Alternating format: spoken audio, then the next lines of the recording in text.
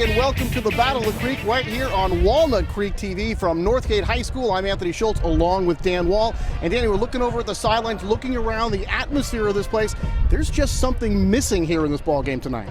Well, right now, Tony, it's the Las Lomas team. They haven't arrived yet, but I know what you're getting at. Doug Longero's not here tonight, and when they do arrive, they'll have a new coach, Mike Downing, who's taken over. He's been on the staff for 9 years at Las Lomas as a frosh and junior varsity coach, but it's going to be interesting tonight to see what changes have been made. He says they'd run a similar offense, similar systems, but every guy wants to put his little touches on it, so we'll see what happens. Well, those little touches, Dan, they don't really use the tight end very much, although they do have one on the roster. The quarterback, they're probably going to run a little bit more with that, but basically it is Longero's system. And some big shoes to fill for Mike Downing.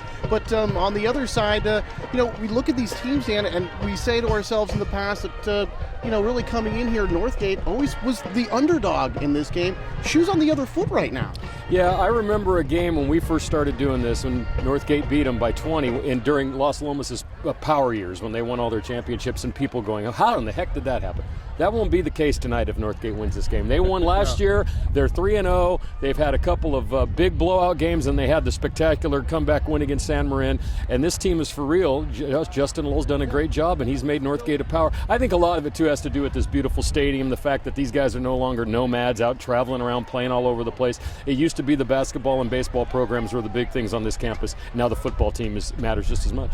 Now, Northgate coming on now, and we're not going to be surprised to see them win and have good seasons because they've been doing it for quite a while. They are legit. So come on back. We'll have the Battle of the Creek. Las Lomas taking on Northgate. We'll have the starting lineups and the opening kickoff coming up right after this.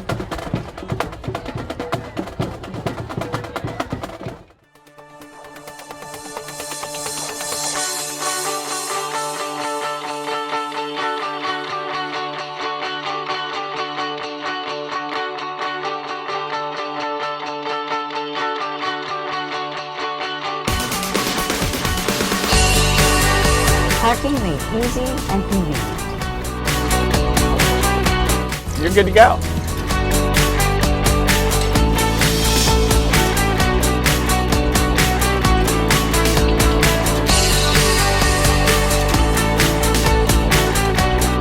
Now that was easy.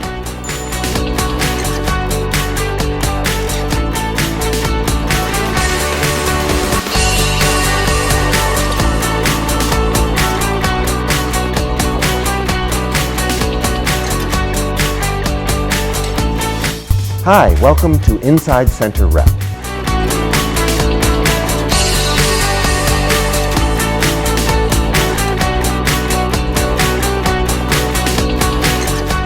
My name is Carrie Lederer, and I'm the curator of exhibitions here at the Bedford Gallery.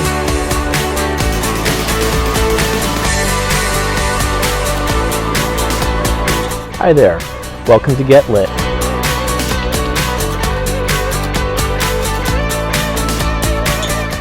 And that's when I decided to run for the city council.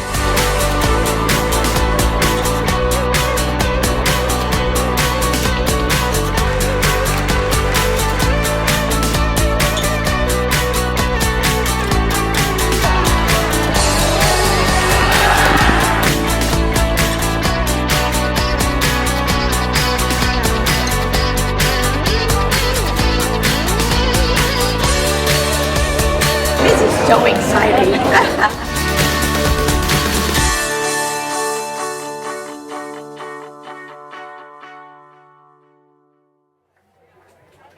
All right, back at Northgate High School here for the Battle of the Creek. Anthony Schultz along with Dan Wall, and this great matchup about to take place here. But now, let's go down to the field, Dan, for the national anthem.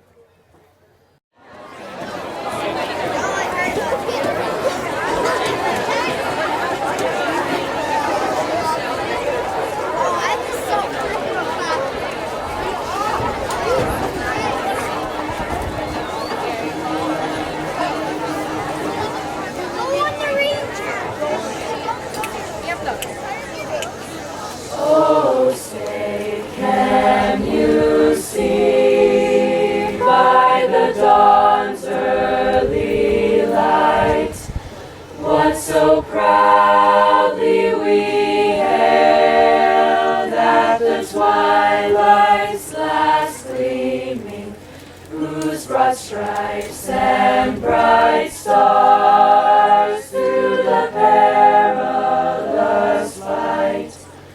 O'er the ramparts we watched were so gallantly streaming, and the rockets red glare, the bombs bursting in air, gave proof through the night that our flag was still there. Oh, say does that star-spangled banner yet wave o'er the land of the free and the home of the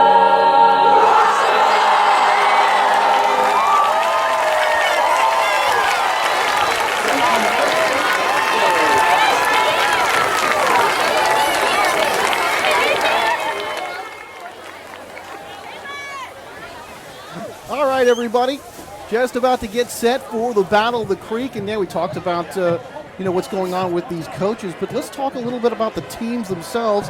You've got the Northgate Broncos coming in at 3-0, and here comes the Las Lomas Knights, Dan. There you see them in that burgundy and white, and of course Northgate with those gold helmets in the black. And the Broncos a perfect 3-0 so far, and boy, Dan, it could be a very special season for Northgate and for Las Lomas. People thinking they might be down a little bit this year, but they are at 2-1. Well, Las Lomas is in that transition period of the new coach, and the funny thing about it is if you read some of the newspaper reports, Doug Longero hasn't necessarily closed the door on coming back as the coach. He said this is just a one-year thing for right now. Right. And he's pursuing a master's degree. We wish him good luck in that. He's also the offensive coordinator at DVC. So he hasn't gotten away from football, but he's gotten away from the daily grind of being a head coach at a high school as prominent as Las Lomas. So we'll see what happens. Tonight will be interesting to see what changes they've made. The one thing I like about Las Lomas is they have a good leader, junior quarterback Ben Wood. We saw his brother Adam last year. He was the quarterback. Ben amazingly doubles as their defensive end. You don't usually see that. Because usually a defensive back. You usually hide him in the back and have them as your captain or something, and he points to people. This guy's in there, making things happen. So we'll see what happens on the Las Lomas side. Northgate. The one thing I want to talk about for those of you that didn't hear about it is that Northgate had a game against San Marin 2 weeks ago where they were up by 10 points with 1:30 to go. They lost that lead within a minute and 20 seconds, and then we're going to toss it down on the field for the coin flip real quick, and then we'll get back to our story.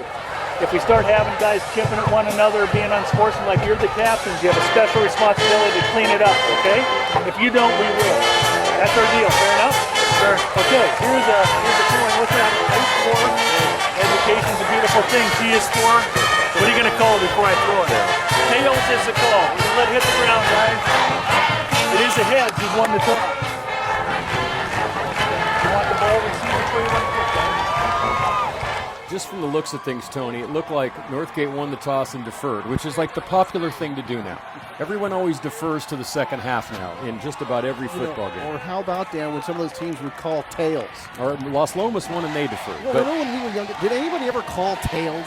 No, nobody ever called tails. They always called heads. So actually, Northgate's going to get the ball first. So anyway, back to the story. So against San Marin, they're down by now, I believe, 4. And they get the ball back with 10 seconds left, and they throw a slant pass, and Jake Smith runs the ball 75 yards for a touchdown. Great game. And they beat them 45-42. Now, the other two games that Northgate has played so far have pretty much been blowouts. They beat Hayward 49-6. Hayward a few years ago was in the NCS championship. These are not. We had a big farmers game some years ago against I think Alhambra over at Dublin, and then Livermore last week. Livermore's in the EBAL. That's a tough league to play Granada and Amador and Foothill and Monte Vista, Santa Mona, California every week. And Northgate beat them 31-7. So it's going to be an interesting ball game. Kyle Austin, the quarterback, his first year as a starter. We saw Eric Haynes last year. He's the feature running back, and Jake Smith, the leading receiver for Northgate. And we had that great game here with the Antioch Panthers coming in here. And we saw a lot of fireworks that night. It was a wonderful game out here. a year ago, and back again here for Battle of the Creek, and we should have some more fireworks as well. A lot on the line here today for these teams. I still can't get over the fact that these teams are not in the same league. So Trenton Madsen is going to get set to kick off for the Knights, and he does the kickoffs and not the place kicking, and Alex Bass will take care of that. And I've been told that Alex makes 50-yarders in practice. Well, so I believe Alex Bass has a soccer scholarship. He's going to play soccer in college at Cal Poly. Interestingly enough, you just mentioned why they're not in the same league. It's because the school district, all the teams in the DVAL are in the same school district, whereas Las Lomas is over in the with all the La Miranda schools, and that goes into the end zone, Tony. Yeah, the automatic touchback in high school will come out to the 20, and here is that Northgate offense. Kyle Austin is the quarterback, Eric Haynes the running back, Dimitri Bukas the fullback, Matt Wong is another running back, Nick Makrakis is going to be the wide receiver, Jake Smith the tight end, Lee Armento. Come on, Tony. Hatcheto. Yay! And Julius Ione, and hold on here, Margaev across that front line. You read your roster right. Well, they don't all have names like Dan Wall. Make it easy and Tony for you. Schultz. All right, Austin under center. Tight formation here. Going to throw out to the flat swing and then mishandled there. It looked like it was pretty well covered by Northgate. And the pass intended for the tight end, Jake Smith. That'll be incomplete. And here's the Las Lomas defense. Greg Corman is one of the ends. Aviv Elor is a tackle. Ben Wood at the other end. Here are the linebackers, Bromstead, Bruner, Willie Amon, and Joe Ramia. Nice quartet there. Adam Mankis, Cole Gravitt, Zach Folks, and Jack Cade in the secondary for Las Lomas. Here's a reverse going the other way. They've got some room. And going to be short of a first down, but a gain of about 5 yards. Yeah, there's Matt Wong there for Northgate. And Willie Amon for the Knights there to make the tackle. They like that play. You see it a lot. You know, last year when we covered Northgate, we were told they were going to run a little veer and a little double wing and spread it out. But this year I've been told due to Austin's arm, they throw a lot more. So Northgate's one of those teams that kind of throws the kitchen sink at you. And, Tony, we've ran 2 plays, and only 11 seconds have ran off the clock. This game could last a while. Austin, straight drop back, throws for the far side, in and out of the hands of the intended receiver. And that's going to be incomplete. That was intended for Nick Mastrelli, and he couldn't handle it. So a couple of passes that probably should have been caught were not, and that's going to bring up 4th down. So Sam Dale now will do the punting here for Northgate as they go 3 and out. We'll get a chance to see the Las Lomas offense for the first time. 4th down at about 5, and Zach Folks, number 20, dropping back here for Las Lomas. Gunners still getting set here for Northgate. Now they are. Snap. Oh, here comes the rush, and he just does get the kick away. Very close to being a block. Folks is going to let this bounce. It hops right at about the 48-yard line of Las Lomas, and they'll have it there 1st and 10. Here's that Las Lomas offense for you. Here's Ben Wood at quarterback. Zach Folks is the running back. Grayson Bromstead is going to be the fullback. Mike Naranjo is a wide receiver. Cole Gravitt also. Johnny Marinchek at wide receiver. And across the line, Max Nevis, Connor Nelson, Willie Amon, Henry Bruner, and Noah Myers. That quintet up front for the white-cladded Knights of Las Lomas. Shotgun formation, handoff, up the middle, got some yards, breaks a tackle, and he's going to get close to the 40-yard line of the Broncos, and that should be enough for a first down. And that was Zach Folks, number 20, on the carry, and Eric Haynes there to make the tackle for Northgate. And one of the things that you always have to watch in a game, especially between these two teams, is traditionally Las Lomas has been bigger across the line. And on that one, you saw good blocking up front and a straight handoff to Folks. And another thing you got to worry about is Wood's running ability. He's a big kid for a quarterback. Handoff. Looks like it's going to be Folks again. He's going to run over a tackler. I think that's Eric Haynes that came up to make the stop, Dan. It kind of got toppled over, and it's another nice gain. Better than 7 yards on that carry. It'll bring up 2nd down. We'll call it 3. Las Lomas in their 3 games beat Bishop O'Dowd, which opened a few eyes. O'Dowd traditionally a power beat Mission San Jose 63-6. That's usually not a surprise. I don't know what ever happened to Mission San Jose's football team, but it hasn't been good for years. And then lost to Foothill, who is the power in the EBAL last week, 31-6. And the Falcons usually have a good team every year. Folks again, scampers away, breaks a tackle through the middle, and he's free. Folks is going to get inside the 10, down near the 5-yard line. First and goal for Northgate. So Folks able to weave his way through, and again, down that quintet up front, really doing the job to give him some room. And then Folks able to make some moves to make guys miss. That's the whole point. Not only did he get through the hole, he identified the area, and then, of course, he made a bunch of guys on Northgate miss and was brought down inside the 10-yard line. So Las Lomas starts with good field position, and they're right there in the red zone. Wood, Folks again, cuts it back up the middle. He'll be dropped just short. He's going to be at the 1-yard line is where they're going to mark this ball. So he picks up about 3 or 4 after that big gain on the play earlier. And will bring up second down and goal. And right away, the Las Lomas Knights beginning with very good field position, Dan. Will be about their own 48-yard line. Here trying to take it the distance in this opening quarter to get the first lead of the game. 51 yards, all done by Folks, and they're running on the left side behind the massive tackle, Noah Myers. Shotgun again, flanked by either side. Here's Folks again, and it's Folks' drive. And there's still no signal, and there it is, touchdown Las Lomas. So Folks from 1 yard away, and just like that, Dan, the Las Lomas Knights on the board. That didn't take long, Tony. 52 yards, 6 plays. Zach Folks, and you would think after what we had heard that they were spreading the ball around Las Lomas. They didn't spread around on that drive. They gave it to Folks exclusively, and he went right down the field with great blocking up front. And Bass's extra point is good out of the Folks hold, and just like that, Dan, with 9:55 to go in the first quarter, Las Lomas taking it the distance with that 52-yard drive, and they lead it 7-0. Yeah, this is always an interesting game, Tony. We said it was the Battle of the Creek. It's a rivalry game. We know how that works out. Two teams from the same city, Walnut Creek. Unfortunately, as you mentioned, not in the same league, which is very interesting. Last year, this game was played over at Las Lomas. Northgate won 29-19. And they're going to have to make a comeback if that's the case here tonight. It looked like they were the more tentative team, Northgate, on offense the first series. A couple of passes thrown, not caught. A reverse that got some yardage, but Las Lomas looked very confident on their first drive. Very confident indeed. It really was Folks all the way on that offensive line, and a lot of action going up the middle, and then with some of those cutbacks, able to make quality yardage every time. So we'll see the black-cladded Broncos get another chance on offense. Trenton Matson getting set to kick off for the second time. This one is going to hop again to the 10, be picked up, juggle at about the 8, coming over and then being hit and taken down. And a really nice play by, it looks like it was number 2, Lincoln Carrigu on the stop. Matt Wong was the ball carrier, but not for very long. No, that was, they call that the IHOP. He pancaked him. Right at the 15-yard line. Great special teams coverage, though. The cut back to the left side, and number 2, as you mentioned, Carrigu was there to make the tackle. So far, Las Lomas has all the momentum and the energy so far in this game. All right, let's see if Northgate can answer now. 3 and out their first time. Wide receiver split to either side.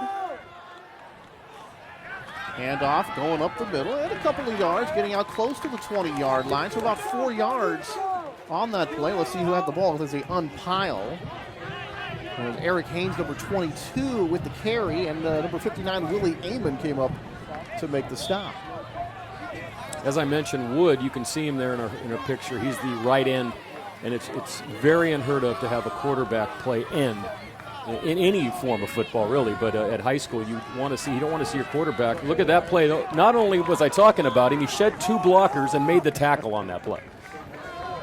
Just a short game on that play. We have an injured Las Lomas Knight, Tony.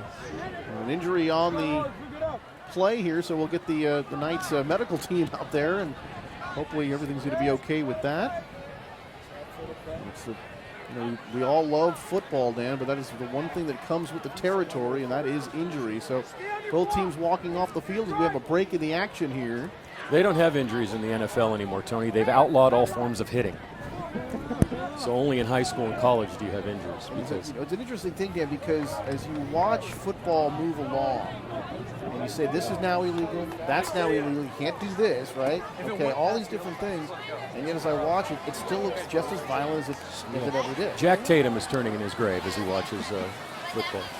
No, it's kind of amazing that the things that they outlaw. I'm not saying that it's a bad thing, and obviously the concussion thing is what brought that on in hockey and football.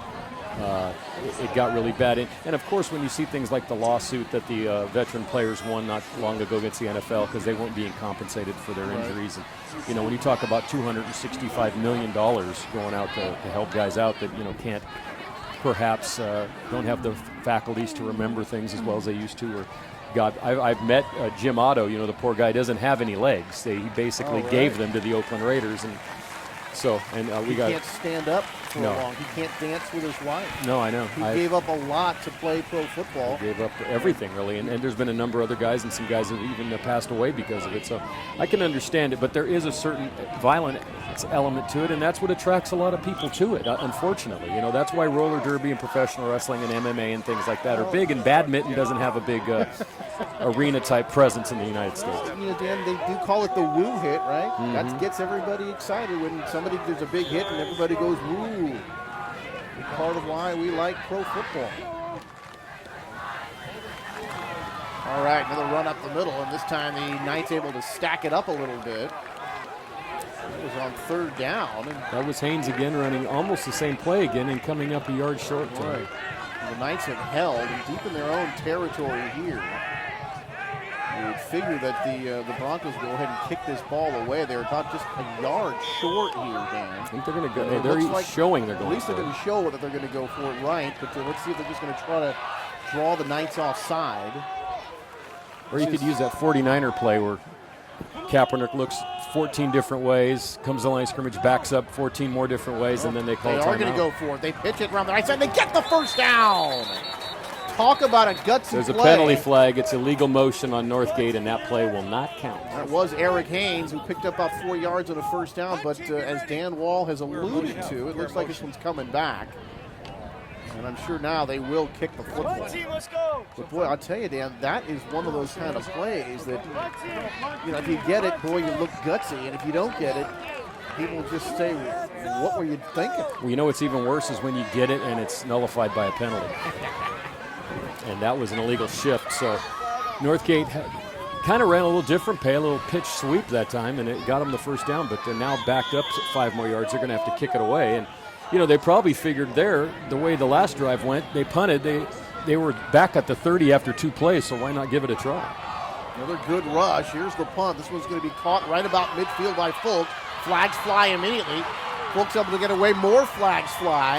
And Fulks is going to get down to the 35-yard line of the Broncos, but hold everything. I'm sure this one's coming back as well. But there was an earlier flag on the near side, Dan, before any of those blocks took place. So we might have offsetting penalties here. All right, I would have to think on that play they're both on Las Lomas. That was a United Nations play, Tony. Lots of flags. But boy, the one on this side came out really early, like as if the Gunners were offside. No, it came. They were. I think this one was an illegal block in the back, which it was. And then there was another illegal block in the back, and there was probably 2 or 3 other illegal blocks in the back, but those are the only ones the officials saw. Boy, that goes all the way back inside the 45, down to the 44-yard line for Las Lomas. So their second possession starts there with their own 44-yard line, Dan, with 8:10 to go here in the first quarter. Handoff, and I believe that was Fulks again. Gets away from a crowd, still going, and keeps churning, and he's going to get across midfield. So Jake Smith there, and then also Isaiah Asbury there on the tackle for the Broncos. But boy, talk about a tough run that time, dude. And he's done that on virtually every carry. By the way, it'd be remiss in not mentioning John Nardi, our referee, Tim Shannon, Justin Bigler, Mike Kaufman, and Morgan Lakin are our officials out here tonight doing a great job. So after an 8-yard run, Dan will bring up 2nd down and 2. Here comes the quarterback draw, trying to get through and not able to get the first down, or did he? It's going to mark it just a bit short. I think he just got back to the line of scrimmage, and Jake Smith made sure of it with the last hit there that knocked him back. So once again, we've seen Ben. I went down on the field before the game, and Wood's a big kid. You know, he's only a junior. We saw him play basketball last year, Tony. I'm sure we might do that game again. Amazingly, you know, I look over at the Las Lomas sidelines tonight, and it's not a packed house, which is kind of amazing considering what they draw at home and who they brought to the basketball game last year. It's almost as big a crowd they had in the gym. All right, Wood under center, full house backfield. Going to hand off. Looks like it's Fulks again. Is he going to be close? Boy, I don't think he got there. We are right on that first down marker, Dan. We're, you know, on our angle, and they're going to mark him short again. It's going to bring up fourth down, very short, about a yard to go. So credit that Northgate defense, able to get a surge that time, Dan, and prevent both first down runs twice. I think Mastrelli came in and like the play before, Smith made the hit that kept him from getting the extra yardage, and Mastrelli did at that time. He was hit right at the line of scrimmage. So this is going to be interesting. 4th and 1 now, 3 straight 1-yard plays. Let's see if they can hold him. Here they go again. Full house backfield. Fake. Wood around the left side. Can he turn the corner? Yes, he can, but flags come in again. And this one's going to fall right about the line of scrimmage, Dan. And boy, if you're the Las Lomas Knights, you're not liking this. This is probably either holding or a block in the back clip type situation. It's holding. He's going to be holding, and that'll back him up. A spot of the foul call. You know, depending on where it took place, they'll mark it off 10 yards, and I'm sure now the punting unit comes out, and here they do. Here they come. You know, Tony, one thing I've learned watching football over the years is that anytime the flag comes in the middle of the field, it's just about always against the offense, and it's almost always holding. It's a very easy thing. You see that and you go, oh, that play ain't going to count. And that's why quarterbacks sometimes can identify if I have an open play, where the flag comes from. Not necessarily the foul, you know, but you see that, you figure, oh, I got an open play. There's no way that's against us. Here comes the punt. End over end. Looks like it's well covered, but still caught anyway, and then tackled immediately at about the 20-yard line. And boy, what a risky play that was. The Broncos, and that's going to be Jake Smith on that to carry, and Dan, he was absolutely wearing two Las Lomas players when he made that catch. That was a great play because it worked, but it would have been a disaster had he fumbled. But he had to almost take that, Tony, because they at least have the ball in the 20. If he'd have let that roll, it could have rolled all the way towards the end zone. But he could have called for a fair catch and saved that. He could have called for a fair catch, but hit. I saw Jake before the game, and he's a large dude, and I don't think fair catches enter into his mentality. But I'm sure on the sideline, Coach Downing will be telling him, hey, just go ahead and fair catch that when they're that close to you. I love this offense thing where you don't know the play until you look at your wristband. All right, Kyle Austin, handoff. Broncos trying to go up the middle, and very stout again across that front line for the Las Lomas Knights, and certainly just a short game there. And it was Eric Haynes, number 22, again on the carry, and not a whole lot of room. And it'll bring up second down. We'll call it second down and about 9, so give them a yard on the play. And there you see the quarterbacks. Kyle Austin, check out his plays on his wrist. Man in motion, coming to the near side, handoff right up the middle. Haynes tripped up. Now they're going to come around the other side. Good fake. They certainly faked me out, but a host of defenders there to make the tackle against number 23. That's Nick Mastrelli that time. Well, I was faked out, but the Knights were not. I was going to say the only people not faked out by that were the defense. Take a look at that, Dan. They try to fake that dive play, then they go the end around. But boy, look at all those white shirts there to cover that play. It'll be third down, third and long. Call it third and about 7. Broncos operating just outside their own 20-yard line. Austin rolling, fires. He's got a first down catch. So flags fly on the play. Finally gang tackled up about the 40-yard line. So we'll pick about 16 yards, but let's see. Well, they're pointing backwards. In that situation, could be roughing the passer, but it's a hold. And it is. And again, a spot of the foul call. And it might have been on Eric Haynes, who was out there blocking and kept the left end off of his quarterback that time, who made a nice play. But so far, it's been more of a game of mistakes, Tony, especially on these last 2 drives. Seen a lot of flags flying here. And it's not like it's early season jitters, Dan. They have played 3 games. No, this, I'm sure both coaches would say that Las Lomas was pretty happy after that first drive, but since then I doubt if either coach is too happy with the execution of his team. especially since they've made the plays. This will be the third time a first down has been taken away because of a penalty in the first 7 minutes of the game. That marches them all the way back, Dan. They're going to mark them just inside the 10-yard line now. So third down. They got to get all the way out to about the 30-yard line here for a first down. This is going to be third down at about 20. 4 wide receiver set, 3 to the near side, 1 to the far side. Lone set back. Austin back to pass, sets up, fires over the middle. Caught! 30, 35, breaks a tackle and finally hit and upended near the 39-yard line. That will be a first down. And that was Lincoln Carrigan, Jake Smith rather, number 1. And Lincoln Carrigan came up to make the tackle. But Jake Smith, and boy, that pass just got into it and looked like it was going to be intercepted or at least broken up. And, you know, that might be similar to the play that won the San Marin game for them, because they were talking to Coach Lowell last night. In that game, obviously San Marin was in a prevent, which meant that the defense was that much farther back. And you know what they say about prevent defense, it prevents you from winning.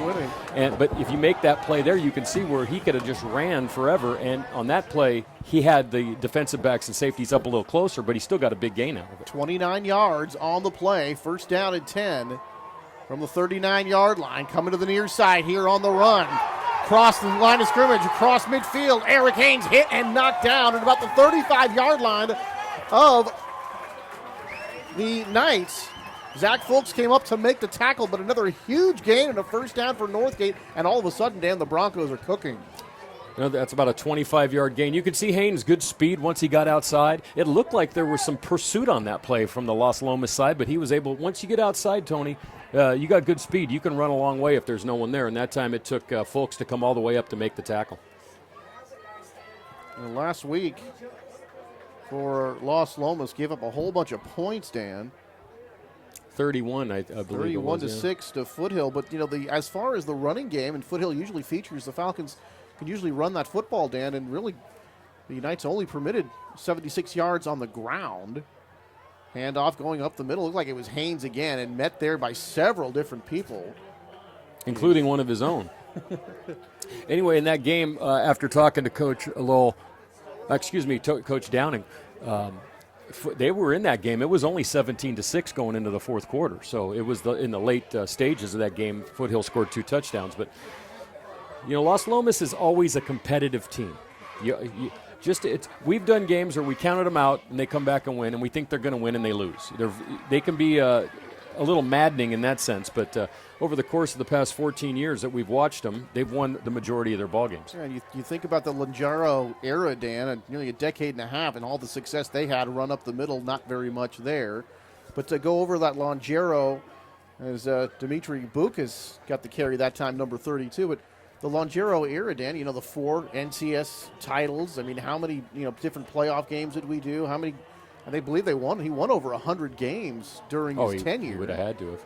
And, of course, we called him the Riverboat Gambler because of the great play to Yamashita on the 2-point conversion, the 37-36 triple overtime game against Clayton Valley in the North Coast Section playoffs back, I believe it was in 2002 or 2003. But Haynes out of the eye is going to pick up some good yardage and get close to, and I believe he's got another Northgate first down. It is down inside the 38-yard line. Move the chains for the Broncos, and they pick up first down number 3 on this drive. And remember, Dan, after that penalty, when they picked up a first down, they moved them all the way back to the 10-yard line when they completed that big third down play. And now this drive is really cooking. Yeah, they've gained 65 yards since 2 minutes to go here in the first quarter. And passing-wise, we haven't seen anyone really air it out yet, but Austin able to hit a lot of those underneath, and now Haynes the feature back. Pretty much this game has been Haynes versus Fulks. Offset eye again. Haynes gets it around the right side, trying to turn the corner, and does. Looks like he's picked up another first down. So Eric Haynes left, Eric Haynes right, and up the middle. And boy, with a couple of passes as well, Dan, the Broncos making something happen here as they pick up another first down. They get down to the 15-yard line. It'll be 1st and 10 from the Knights 15. Las Lomas 7. Northgate nothing here as we tick down under a minute and a half to go in the opening quarter here from Northgate High School, this beautiful facility, just a couple of years old. Man in motion. They're going to go up the middle. Eric Haynes runs into a host of players. Just a couple of yards that time for Eric. A little counter draw looked like that time. Haynes coming back over the left side. Bucas has been instrumental in some of these games, getting out in front and throwing some big blocks. But, one thing I'd like to talk about, Coach Lowell, it's like, how do you come back from where Northgate was 6-7 years ago when they were not considered to be a football powerhouse, when they were playing games on the road at all kinds of different schools, when no one probably cared that much about them, and now you come out here at new facility, home games, people lining up to get in and playing as well as they are. It's amazing. I'd like to talk to him a lot more in depth about how that process works. Short drop back, and the ball caught and then not caught. That was number 23, Mastrelli, who had it in his hands and couldn't hold on. That was a lateral. It's a good thing that Mastrelli fell on that, because there was a Las Lomas Knight right there, and you can see they're moving him back, Tony. It could have been a very dangerous play. From my vantage point at first, I thought it was just a pass, but when the running back jumps on it real quick, it looked like they moved him back anyway, and that's the end of the first quarter, Tony. So that'll do it for the first quarter. The Broncos on the move, but it's the Knights who lead it 7-0. And we'll stay right here in between the quarters. And Las Lomas stand a 52-yard drive to start the game, to get that touchdown on their first possession. But now it's the Broncos trying to come back and tie it up. I've got an interesting number for you, Tony, okay? On one of the websites that covers prep sports. And by the way, we got to say hi to our buddy Harold. Is it a Bend or a Bend? A Bend.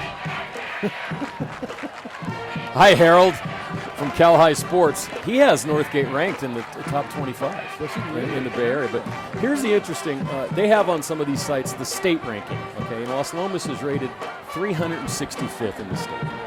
And Northgate is ranked 153rd. But I want to go back about a year when we did the Antioch-Northgate game. Right. Northgate was rated 514th in the state. So that means in a little over a year, they have raised their profile in the state of California almost 350 spots. Damn. I wonder if anyone has rated, close. I went to Antioch High School. But I just wonder if anyone has ever risen that far. I'm sure there's other teams that have, but that's pretty amazing when you think about it. The football squad here was...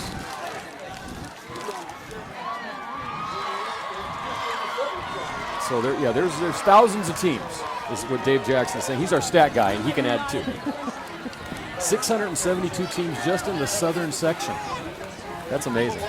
I'm sure there's not as many here, but I bet there's 1,000 schools. So, to be 153rd, I'm sure you'd like to be higher, but I'm just saying for what where Northgate came from and where they are today, it's a whole different story. Amazing. Austin back with time, fires right side of the end zone, too high. And it looks like it's looking again for number 23, Nick Mastrelli, and that ball's just too high for Nick to pull that one down. And Zach Folks, who's been on every play, and I think I saw him driving the bus on the way in, was back there on defense, Tony. Zach carrying the load here. I think he's carried virtually every play but the two penalties. Here we go. Field goal attempt. Ball spotted about the 16-yard line. Looking about a 34-yard field goal. The 22 is going to be the spot. About a 32-yard field goal, kick up, and the kick is good. So Northgate, Dan, after driving, going back because of penalty and then going all the way back down, they failed to score a touchdown, but they do cash it in with the three-pointer. And they are on the board. Sam Dale knocking that one through from 32 yards away, and it is a 7-3 ball game here just to start the second quarter. Well, I think the important thing on this drive for the Northgate defense is for them to make a legitimate stop without the aid of any sort of penalty. They're going to see because they did not stop Las Lomas on the first drive. Las Lomas pretty much stopped themselves on the second drive. So now for their defense to feel a little bit better about themselves, they have to see if they can stop Las Lomas at this point. Las Lomas averages about 28 points a game coming in. Northgate over 40 points a game. Here's Sam Dale lining it up from the 40. A good looking drive from the Broncos to tackle on 3 and cut the Knight lead to 4. Dropping back deep. for Las Lomas. Here's Dale's kick, and he's going to pooch this one up in the air. This is going to be caught about the 24-yard line. Scampering around, trying to find some room. And then we can pull down for the Knights. That's Zach Folks, number 20. And talk about Johnny on the spot. He was one of the up men that time. I was going to say, are there 4 Zach Folks? Because, and then of course when you pooch kick, you want to pooch kick it to a guy like Junior Booth or someone like that, you know, or a lineman. And who's there? Zach Folks, who's ran every play. And apparently that's some pretty good scouting done by Las Lomas to know that. No offense to Junior Booth if you're out there watching, by the way, Junior. Knowing that Northgate might pooch that ball, they pooch it to a guy who can carry it, but doesn't carry it all that far. So from the 30-yard line now, 1st and 10 for the Knights. Fake it to Folks. Wood going up the middle, and Wood getting out to near the 35, maybe about the 34-yard line. Jake Smith came up to make the tackle for Northgate. Call it about a 4-yard gain. Will bring up 2nd down and 6. So that, I wouldn't call that the run option, but close. So this is the 20 package, they call it here at Las Lomas, Dan. They're going to go with the 2 backs and 3 wide receivers most of the time. They do have a tight end on the roster, but they don't use it a whole lot. And when I was told about that, Dan, I immediately thought of you and what you always say about the tight end in high school football. He's always open. Not here, Dan. In fact, he's never open because he's not on the field. Here's stacked up behind the line of scrimmage. And Northgate, or rather the Knights, going to lose a couple here on that play. As the Northgate Broncos very stout on that play. They're actually going to march us right back to the line of scrimmage, so no gain. And Hunter, Grayson Bromstead, making the tackle that time, on the carry that time, pardon me. He carried and Northgate tackled. Most of Northgate was on that tackle. I always love those kinds that get you off the hook. Tackled by the interior line of the Broncos. On the 34-yard line, 4 wide receivers spread. 1 back, fake by Wood. Throws over the middle, launching this ball, it's going to be incomplete. 1 wide receiver in the area for the Knights, and that was Marinchek. But really a couple of Broncos there, Dan. I thought that was going to be intercepted. And of course, flags on the play again. What this penalty is for, because they're pointing. The flag's in the middle of the field. The point is they're looking towards the Northgate side of the field, which would be a dead ball foul. It's a personal foul against the Broncos. Wow. Unless that was a late hit on the quarterback, because that's good. I mean, what did I just say? They need their defense to make a stop. They make a stop. They commit a penalty. Yeah. So now that's 3 drives, all in 3 different situations. A drive where Las Lomas went right down the field, a drive where Las Lomas killed themselves with a penalty. Now we have Northgate hurting themselves with a penalty. 15 yards, Dan. They're going to line this one up at the Las Lomas 49-yard line now, 1st and 10. Wood, fade pattern, and it's going to be up and over the head of the intended receiver, and another flag falling in the middle of the field. Wood tends to throw the ball with a lot of air under it. There haven't been a lot of precise, snappy throws. They've been kind of like that one was a good throw in a sense, because if he doesn't catch it, no one else does. We had the one-on-one coverage on the far side, Dan, and really initially it looks like it's going to be a fly pattern. The ball kind of just ends up looking like a fade pattern because of the way the ball is thrown. But the penalty, they're just going to mark this one back. It's going to go inside the 40 now, back to the 37-yard line. You just got to wonder sometimes when you see a call like that. Did someone go, you know what? I don't know if that penalty before was a legitimate penalty. I think we're gonna even it out. You know what I mean? Because I didn't see either of them, and now we're pretty much back to where we would have started. Here's Wood, long yardage situation here, 1st down. Rolls right, throws to the far side. He's got a man. It's caught. Far sideline and touchdown, Las Lomas. Marinchek making the catch on that fly pattern, and Wood rolling out to his right, able to find him, and again, Dan, making the right decision in terms of getting to the one-on-one situation downfield. He got the one-on-one situation, put some air under the ball once again, Tony. I guess that's my favorite term so far of the ball game. But that time, Marinchek was able to run under it, beat the coverage, and went 62 yards for the touchdown. Beautifully done by Wood, and the offense for Las Lomas trying to get everybody on the field here. Here's Alex Bass to attempt the extra point. Snap. High snap, the hold. Put down nicely. The kick is up, and it is good. And the Las Lomas Knights now. Second quarter action, 10:06 to go. And the Knights lead the crosstown rival Broncos 14-3. Well, Las Lomas is definitely taking advantage of some of the Northgate mistakes that have been made here. On that drive alone, Tony, they had him stopped on third down, would have got the ball back, get a personal foul penalty.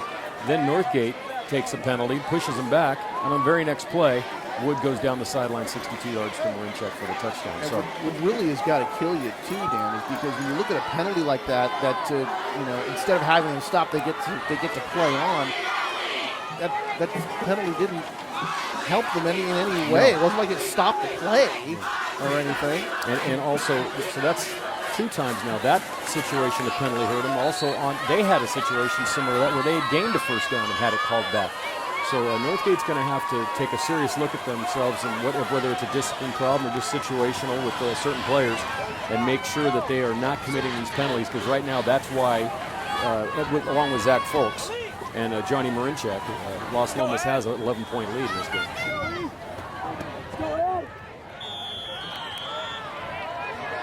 So 14-3 in favor of the Knights, as they are looking to take some control here. And here they go to kick off. Madsen again, a booming kick. And this one is going to go out of bounds, and flags fly again. And sort of hit down inside the 5-yard line, down the exit stage left.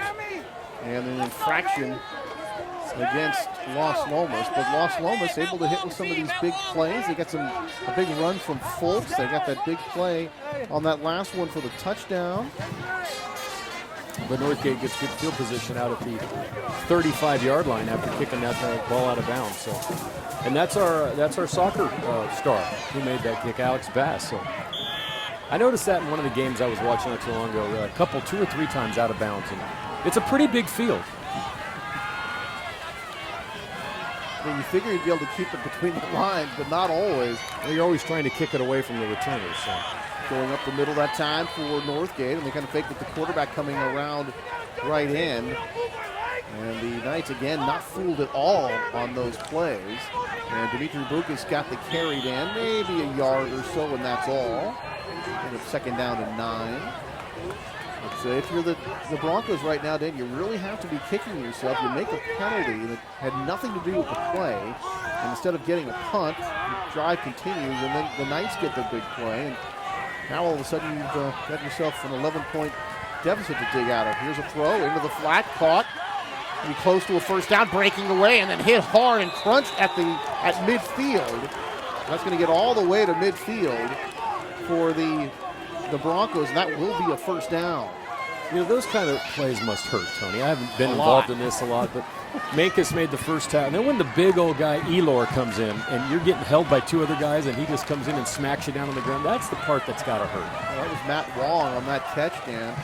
That's going to be good for 14 yards and a first down. And Matt made some nice moves after he made the catch. Just a little dump into the flat right there, Dan. He made the rest happen on his own. From the I formation, handoff going up the middle, stacked up nicely by the Knights.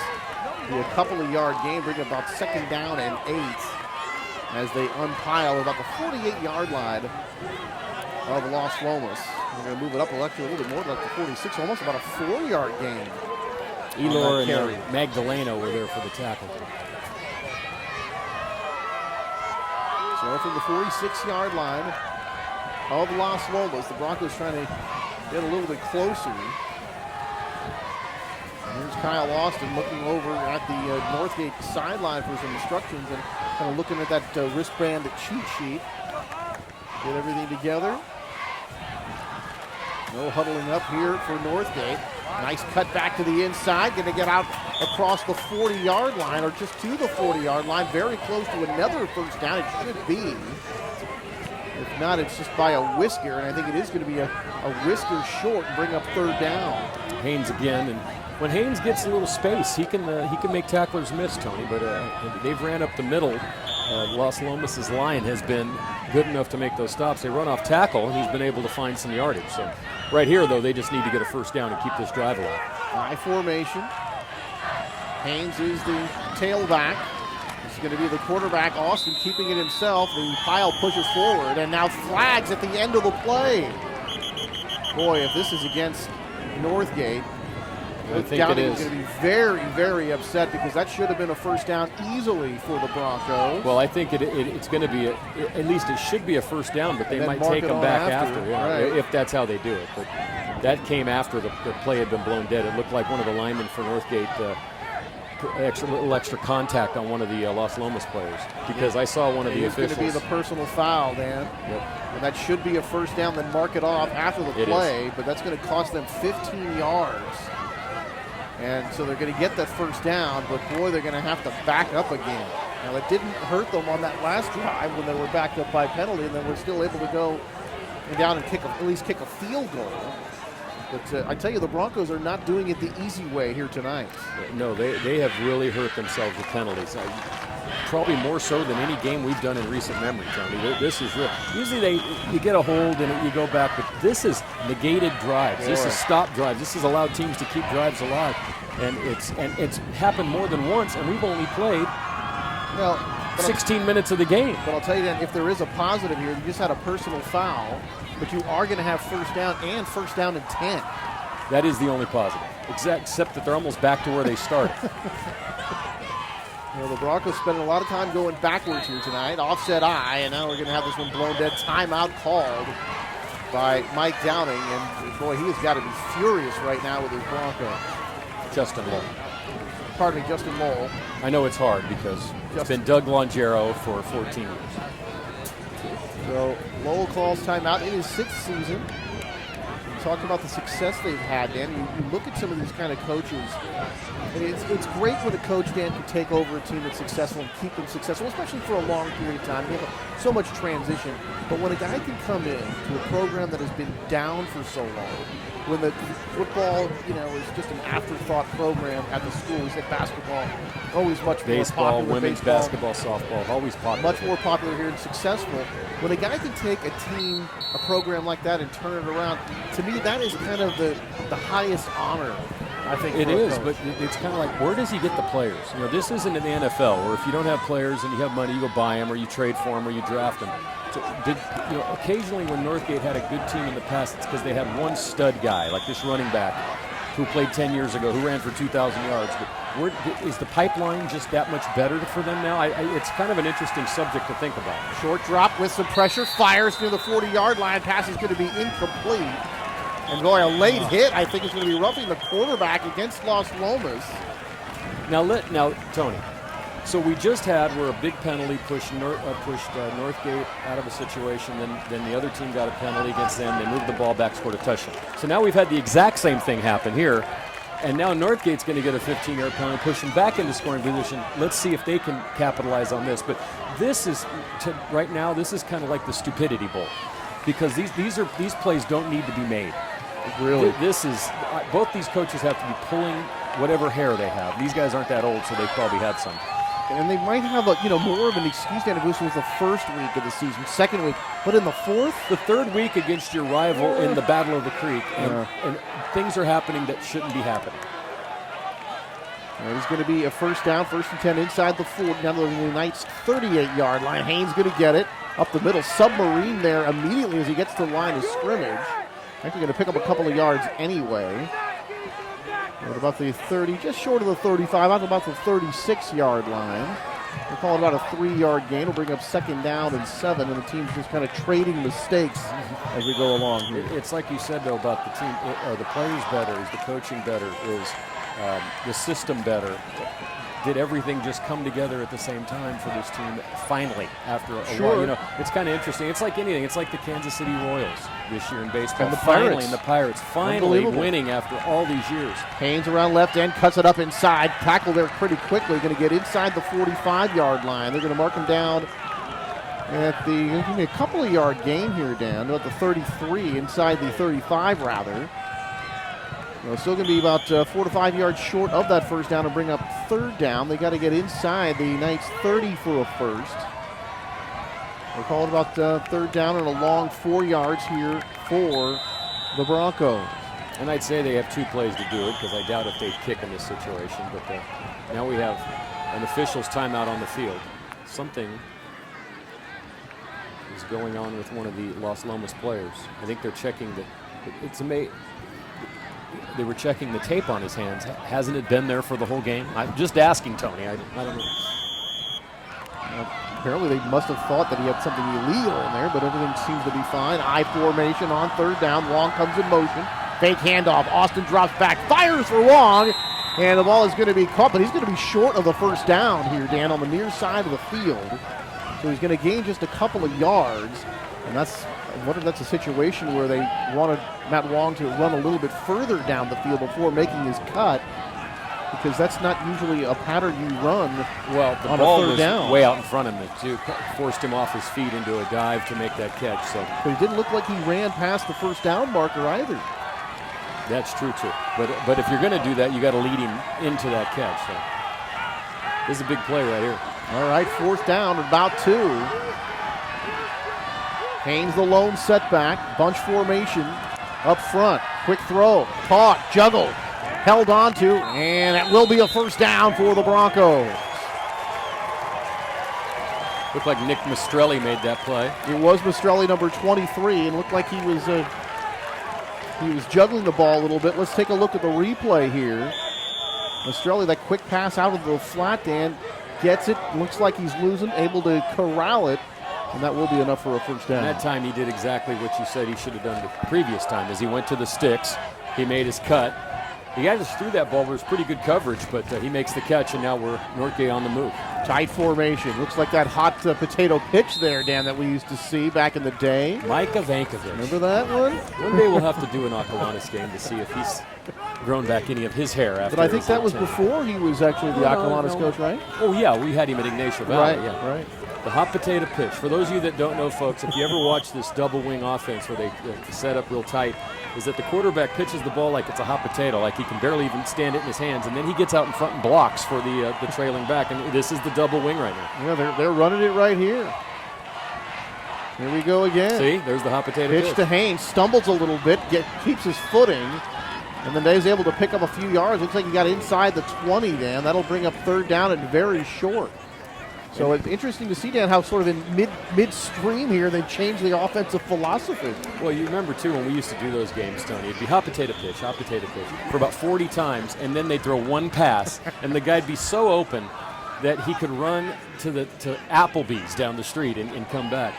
I don't know if they'll do that out of this, but they've changed up their offense, certainly. Here we go, looking at it again. This time they go inside. I think Haynes got it again. And he's looked like he is going to get a first down. So they changed that philosophy, Dan, going to that double wing formation, going away from what I called, more traditional looking type of offense. But at least here in the early going with it, it's been successful. Well, when you have like 7 different offenses like Northgate does, just teasing, Coach, but they do have a lot of different offenses. On that last play, they ran almost like a fake pitch inside draw. Here's the hot potato. The pitch, cuts it inside. And going to pick up some more yards again. And getting off the pile there. Jack Kane, one of the Knights on the tackle. So far, this double wing offense looking pretty good here for Northgate as they continue to drive here. 2:28 to go in the half. They trail by a score of 14-3. Man in motion, it's Haynes. He's going to get it. And the big crowd out there over on the left side. And that time a short gain will bring up third down. Dan looks like he can go 3 or 4 yards short of that third down. Amon was over there again. He's playing a good game at linebacker for the Knights. That time the blocking fell apart on the left side, and Haynes got most of those yards on his own. And here come the Broncos trying to get closer here. And an ideal situation for them, Dan, is to score a touchdown, but take off enough time and not leave the Knights with any time to retaliate. Here they go up the middle. That's going to be very close. And no signal yet. They're going to mark him just short. Maybe inside the 1 yard line. But he got a first down off that carry, so they're going to have 4 downs from the 1. You know, Tony, last year we were talking about it was trying to come up with a name for Northgate's offense. It was the Oak Grove. Is it Oak Grove or Oak Park that we're on? I think it's Oak Grove. Oak Grove, because they ran the double wing, which is Ignacio, and the veer at times, which is De La Salle. Both schools all on the same road, basically. That's right. Handoff going up the middle, and that will be a touchdown. Touchdown for the Broncos. So you talk about an answer after going down 14-3, but they take the next drive and they go all the way, put it in the end zone, and now an extra point away from cutting this to a 4-point lead. Well, you saw some of the running lanes open up when they went to the double wing that time, and it's very interesting. If there's ever an advertisement for not to make stupid plays and have stupid penalties, these last 2 drives are it, Tony, because both drives were elongated. There's a word for you that I learned at Antioch High School. By personal foul penalties that kept the drives going. Dale's kick out of Austin's hold is good, and indeed, it is a 14-10 game here. Las Lomas leads. Still 2 minutes to go here in the half. And Las Lomas stands still with all their timeouts. Their full complement of timeouts, 3, so they will have plenty of time here to start another drive. And as we know from that Northgate San Marin game, you don't always need that much time. 10 seconds supposedly in that game. I remember reading about that and thinking, wow, what a spectacular play that must have been. And to think, I asked the coach that when I was talking to him. I said, now, coach, you got to tell me, was that the perfect play, or did you get just a little bit lucky? And he goes, well, I like to think it was the perfect play, but the truth is that all the stars were aligned. You know, right. They went into the prevent. It was a perfect pass. It led him just enough to get him by the first wave of tacklers, and the second wave missed, and he outran him to the end zone. And I'm like, that doesn't happen very often. No, I don't want to, get behind the prevent defense, but we do see it work sometimes, Dan, and I do want to go back to Super Bowl 16 where the 49ers successfully used the prevent defense. Remember when they had a pretty good lead. Dan Ross caught all those passes. But they successfully used that. Was 16 the first one? That was the first against the Bengals. The Bengal game. They let him complete all those passes. Fairly short. Dan Buns made the tackle at the 1 Great Buns tackle. But that's another thing. Just like anything else, Dan, you have to execute it properly. Mm-hmm. All right, Dale's kickoff. High end-over-end kick. This will go into the end zone. It'll be the automatic touchback. So the Knights will come out to the 20-yard line, have it first down and 10. And officially a minute 59 and 3 timeouts with which to work. I don't know, and there's I believe is offsides or illegal procedure against Northgate. They're going to have to re-kick. Another now, let's just look at this though, but giving them a second chance again. You kick it again. What do you do now? What happens to their field position, which was 20-yard line with a minute 59 to go? So let's see how this plays. But this has been the game of, here, I'll give you an advantage, see if you can take advantage of it, and just about every instance the other team has. They're lining it up here at the 40-yard line. Sam Dale going to re-kick this one. But if you give a second chance here, you're going to be pulling your hair out if they're able to do something with this. And this one going to be end over end, but not very deep. Taking about the 23-yard line, racing up the right sideline, 35. And out near the 40-yard line. So how about that, Dan? A 20-yard pickup. It's only going to cost them a couple of seconds. And Johnny Marinchek running up there with it for Las Lomas. And they're going to have great field position to start this last drive of what should be the last drive of the half. So penalty, a 3-second runoff, and a gain plus 23. Yeah, 23 yards. Or 20, actually. It's 20, at the 40. 20 yards in 3 seconds. I would go ahead and make that exchange. Yes, that's pretty good. Yes. Dave Jackson. I'm quite a businessman. Right? Yes, you are. All right, the Knights first down to 10 from the 40. 4 wide receiver spread. Man in motion. Folks coming here to the near side. Wood, little screen pass, but read pretty well. Tackle is broken. Cross midfield. Inside the 45-yard line down to the 43. 17 yards on that pickup. Marinchek making the catch, and it looked like they had the screen sniffed out there, Dan, but just couldn't make the tackle. It's all about execution, Tony. And so far, I think, you might remember what John McKay once said about his team's execution. He said, I'm all for it. Take a look at it again. Just able to get that screen pass, Dan, and make tacklers miss. Wood, quarterback draw, upended, very awkward-looking fall, Dan, as he gets inside the 40 down to the 35-yard line. Call it about the 36. About 8 yards on that carry, Dan. But boy, that was an awkward-looking tumble at the end of that play. And on this kind of turf, that can give you a little bit of a scare. Sometimes guys have gotten hurt on this kind of turf because it doesn't give. AstroTurf was worse, but it's still a synthetic turf. But he's all right, and it's a 2nd and 3 here with 1:27 to go. Las Lomas has called the first of their 3 timeouts. Both teams next, one team, Las Lomas, goes to league play next week against Alhambra because they have more teams in their league. Northgate, a big rematch out in Antioch next week. But Tony, a couple things to talk about during our breaks. Some of the surprises so far in high school football in the East Bay. I guess last week's 486-yard Harris Ross performance, unbelievable. Dave Jackson was frightened. He thought if he had done that, how many times he only ran the ball like 20 times. It was like 7 of them were touchdowns. Yeah, I think the game ended like 49-26. 49-29. Pittsburgh won. 486 and 7 touchdowns. It was 14-7 at halftime. Amazing football. He had 6 game. touchdowns in the second half. Second down, a little over a yard. Wood back with time, sets up, fires over the middle field. He's got a man, just overthrown. Boy, Lincoln Carrigu was the man there looking for that pass, and he was wide open, and Ben Wood was upright the entire time, Dan. Just put a little too much air under it that time. Well, Wood is another in the long line of great quarterbacks that have played here. You might remember Brian Duke, who was here years ago. Actually, Coach Downing played right after him, and he played for Coach Langero, Coach Downing, and we remember J.C. Lewis and John Lolliger. Wood's going to keep it himself, trying to get away, and he's going to hit and tackle there. Nice-looking tackle. I'm trying to see who that is. It looks like it's number 1. That is going to be number 1, Jake Smith, coming up to make that tackle, and if Jake doesn't, it could have been certainly a much bigger gain. So a nice job by Jake to take down Wood. And supposedly there's a couple more Woods coming. The younger brothers are kind of come through the program as well. Wood again, and he's going to get a couple of yards, going to pick up a first down as he gets to about the 30-yard line. Ben Wood, just a junior, Dan, really quite an athlete, a good leader, good with his feet. We're seeing that. Does have a pretty good arm. On that last play, maybe too good.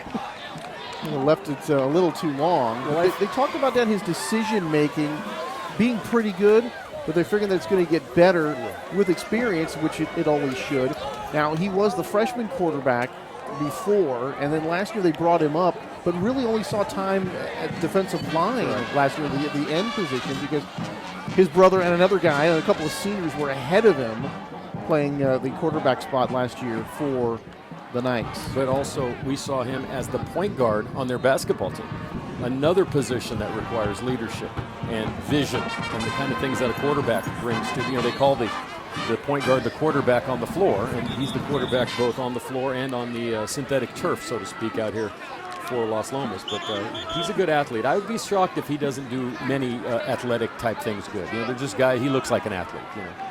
Yeah, just flat out a ball player. He might be good at badminton, Tony. It has a future in the United States, even though that's because I cut out on it before.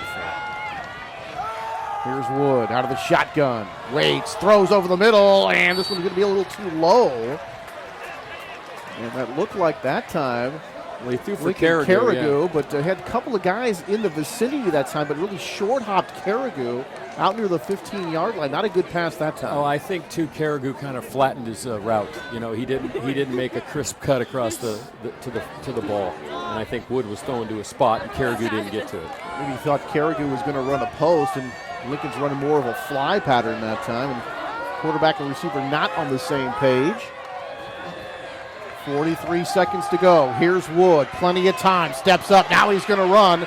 Trying to get away. Bangs into his own man. And is finally going to be stopped.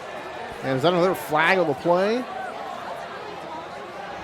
And Chris Levesque from Northgate coming up to make the tackle. I started Floyd Amenta coming up to make the tackle. I thought there was some more laundry on the field. Apparently not. They just picked up that flag. Third down, call it about 5. Wood back to pass again, plenty of time.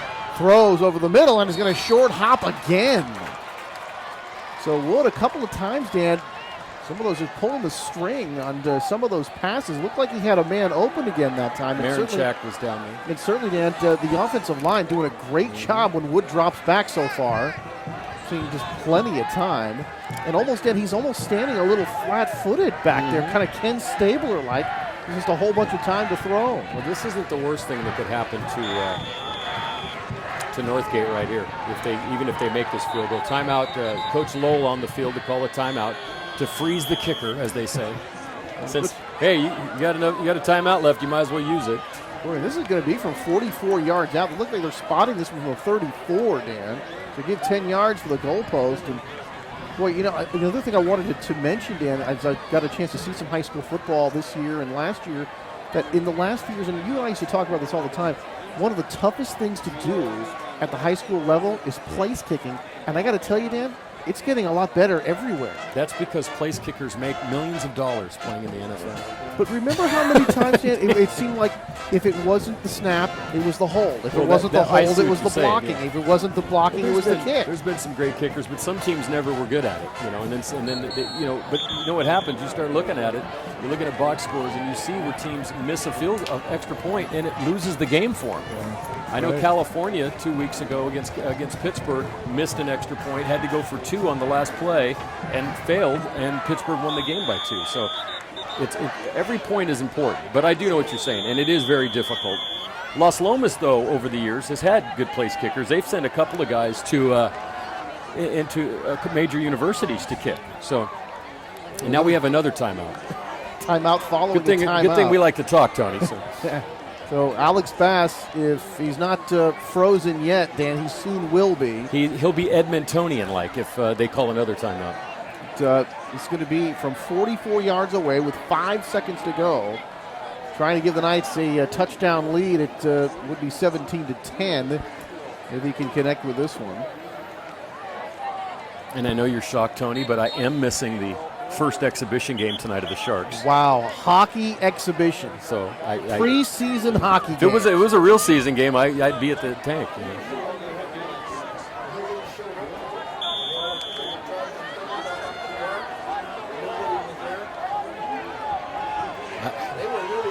All right, they've changed it here, Dan. They're going for this with 5 here. seconds With just left. 5 seconds, so pretty much have to go for the end zone. This could be the last play. Wood back after the fake. Throws for the end zone. It's going to be intercepted by Northgate. And here comes the return up to the 10, 15, across the 20. Flags fly out of bounds.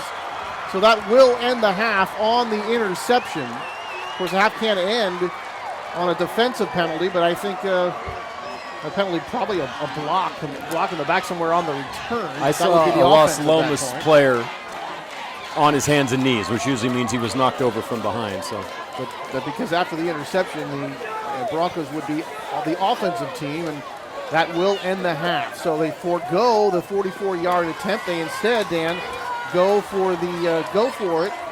And it's an interception in the end zone by the Broncos, and that's the way the half ends. After 2 quarters of play, it's the visiting Knights 14 and the home team Broncos 10. We'll be back in just a moment right here on Walnut Creek TV. If you're over 7 years old, how hard can this really be? Put this ball in this hole. Hi, I'm Dan Ashley of ABC 7 News and First Tee board member. Take a swing at it. This little ball can take you a long way. Think of sand without the beach, driving without a car, a very big classroom without any walls. Come play around. You will start on the first tee, but who knows where you'll end up. You can step up to the first tee. It really is easy. We supply the golf course, driving range, golf clubs, and instructor. You get golf lessons and life skills to prepare you for college and the 21st century workforce. Things like interpersonal skills, goal-setting skills, self-management skills, resilience skills, and so much more. That is why golf is so much more than just a fun game. For more information or to register, call 855-267-8347 or visit our website, www.thefirstteecontracosta.org. Northern California's largest community arts program is here in Walnut Creek.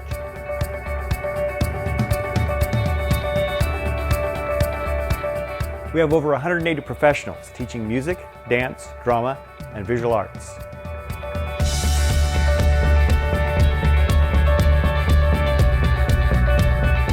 With over 680 classes, workshops, and events.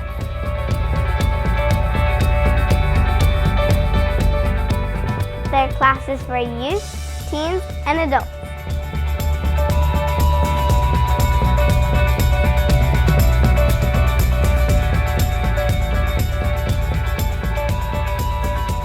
With opportunities for beginners through professionals.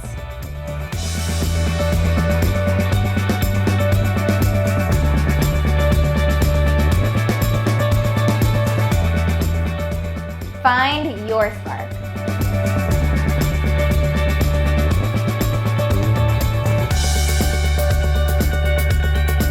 Learn, inspire, grow.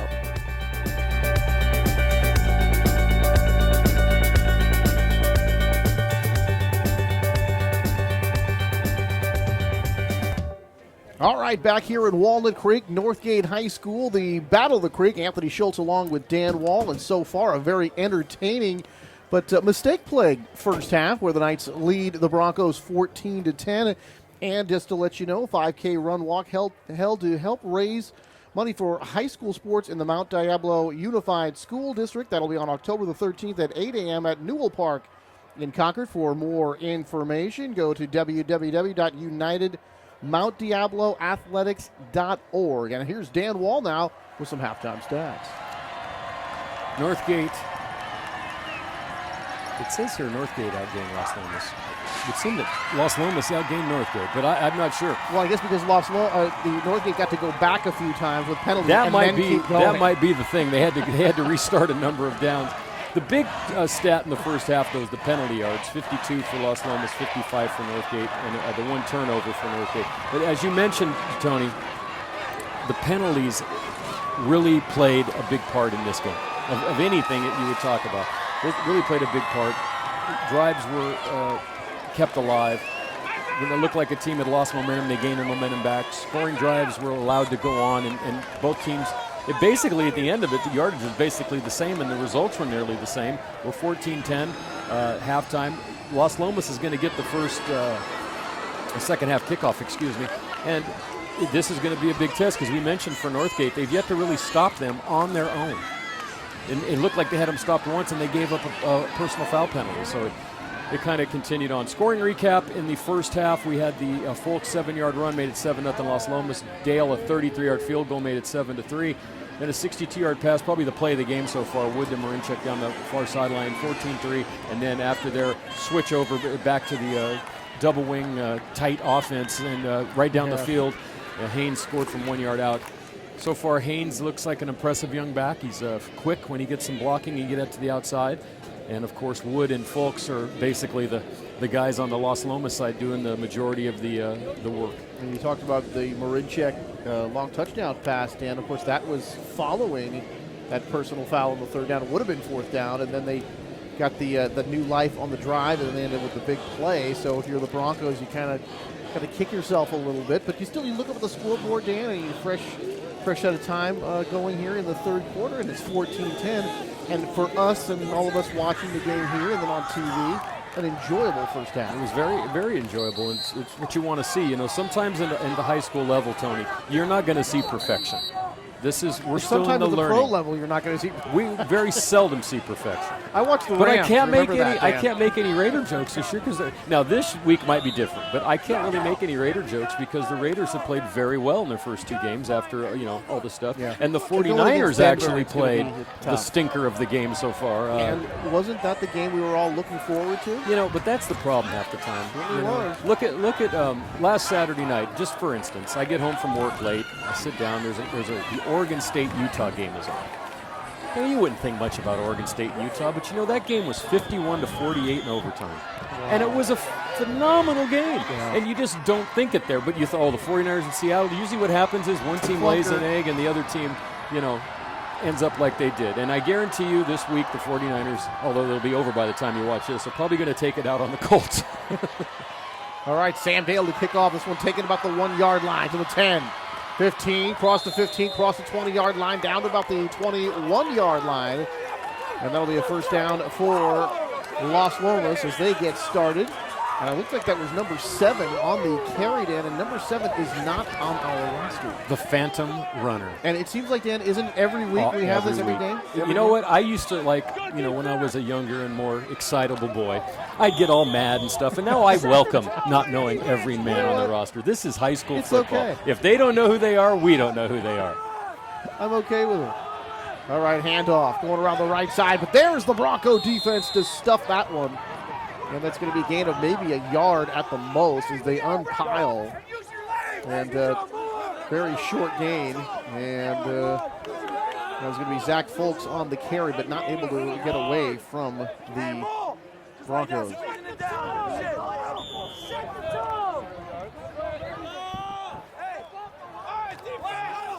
Yeah, Folks has been done the yeoman's work here so far for Las Lomas. Oh, look at this formation.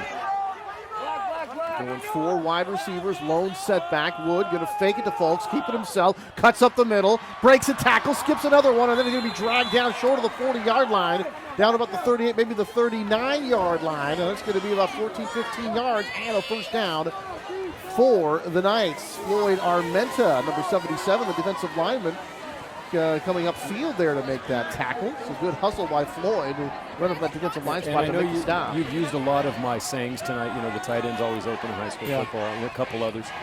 When your defensive ends are making tackles 15, that is not good. It reminds me that they're chasing someone. But it reminds me of that old great play by Randy White against the Eagles. When he ran like 60 yards or whatever to make the tackle. One of the greatest plays I ever saw. Folks around the left side, breaks the tackle, cuts it back to the inside, cross midfield and out to the 45-yard line, inside the 45, down to about the 43. Another first down and another exciting run by Folks. Steve Cuneo came up from the safety spot to make the stop. And there was a serious collision there between Cuneo and Folks. And Folks, so far we've had 2 plays and right down the field so far.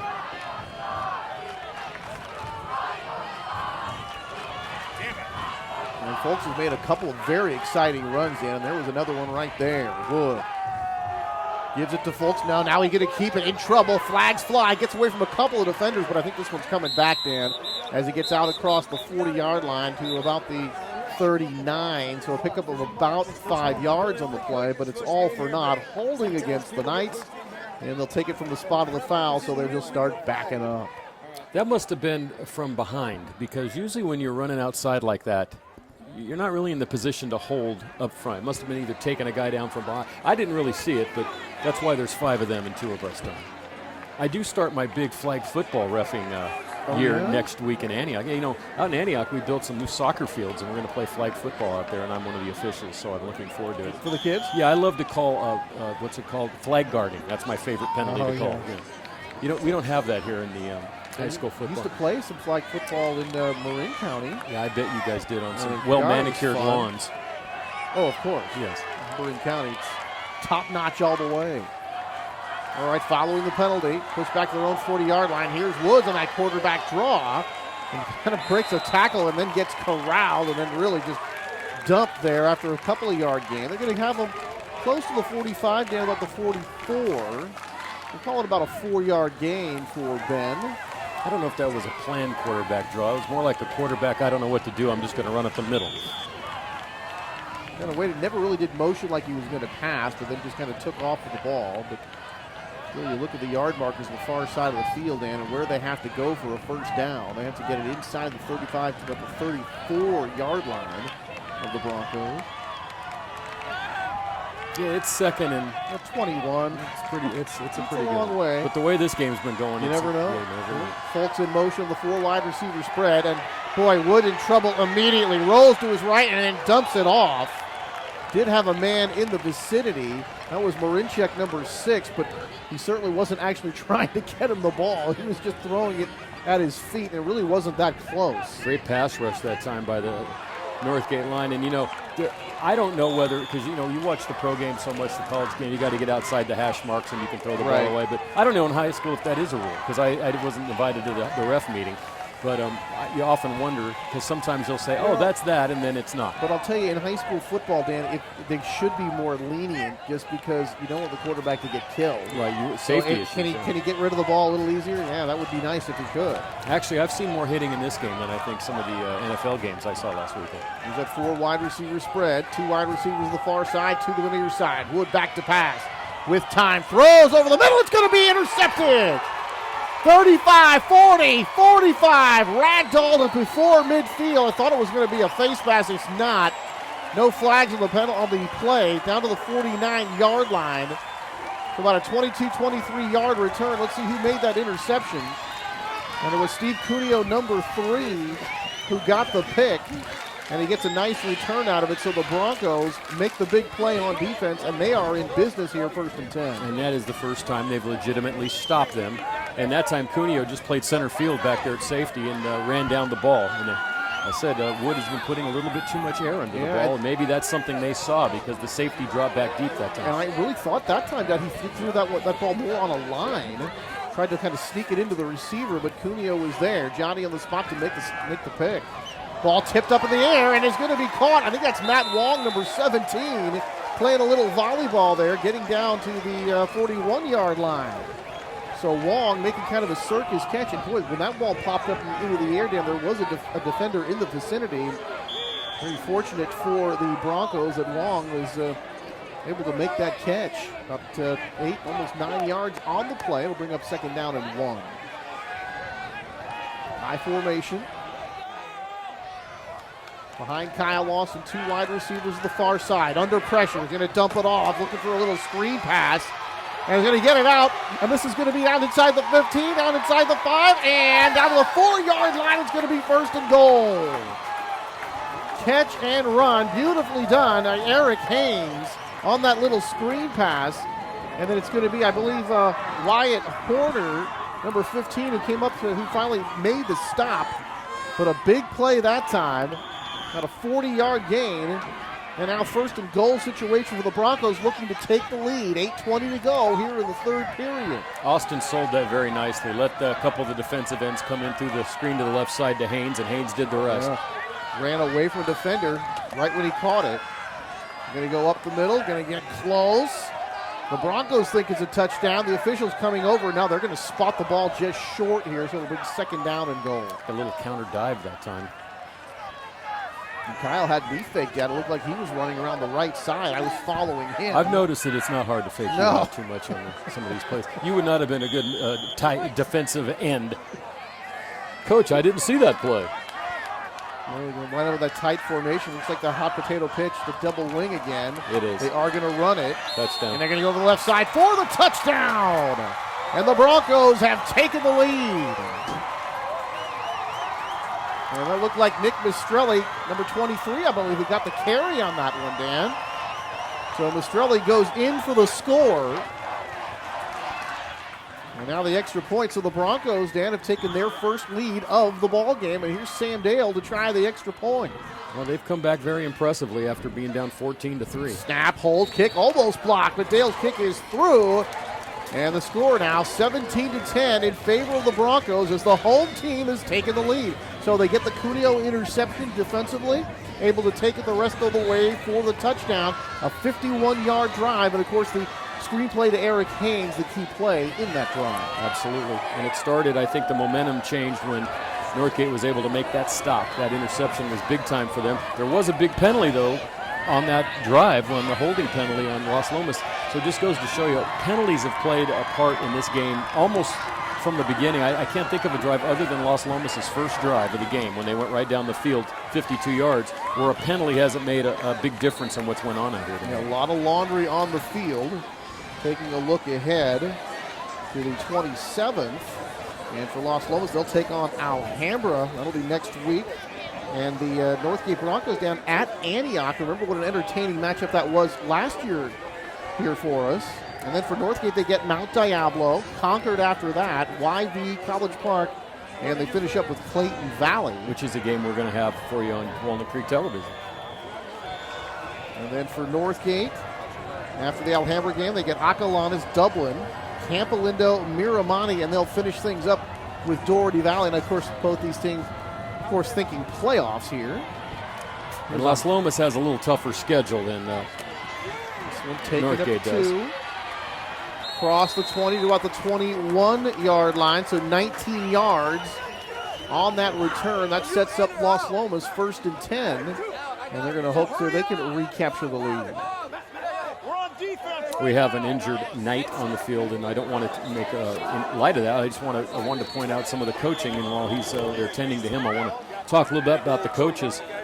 Justin Lowell, we mentioned in his 6th year out of Harbor High School down in Santa Cruz and Redlands College.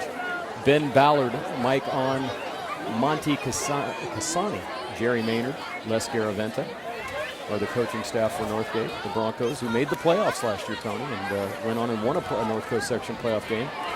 Lost to Rancho Cotati. So Lowell's done a great job since he's been here. The team has turned around, and you can see, this is the kind of game, too, in the past where Northgate got down 14-3. It's like, well, they don't really expect us to win. Yeah, but they are expected to win now. Yes. And that usually makes things tougher, Dan. When sometimes you can kind of sneak up on people the other way, but after a while, people know when they're playing the Broncos, they just can't figure out an easy victory. You talked about last year, Dan. They finished 10-3 overall and 4-1 in the BVAL.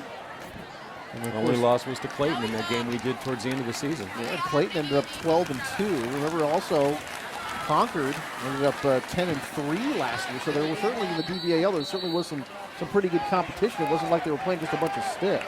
Lincoln Carrigan was the injured Knight, and he's walking off the field. I think he has probably a strained or sprained left ankle the way he's moving over there. But nothing serious. And when you say that in football, you mean anything up near the head or the neck, obviously. It's amazing, though, the injuries that you get in football. Just like this year in the preseason, how many guys went out for the season? Ugly. Playing games that mean nothing, All right, Wood. Right back on the bicycle, throwing the ball after that interception. Gets away from a couple of tacklers, rolling to his right, then he's going to be dumped. I think Wood's going to actually pick up a little on that gain, so no sack. You get to say it, Tony. I hatcheto. Coming up to make the stop, and of course I had to look at my own phonetic spelling. Excuse you, Dan. Yes. Because when I look at your phonetic spelling, I'm reading Egyptian hieroglyphs, Dan. I can't make out any of the letters. Okay. Well, that's the last time I'll make you a cheat sheet then. Make you do it. Now, when you say it, it comes to me. But when you're writing it, I see it, and I practice like singers do in front of the mirror. I hatcheto. And folks, let me just tell you, it looks like I hedgeto.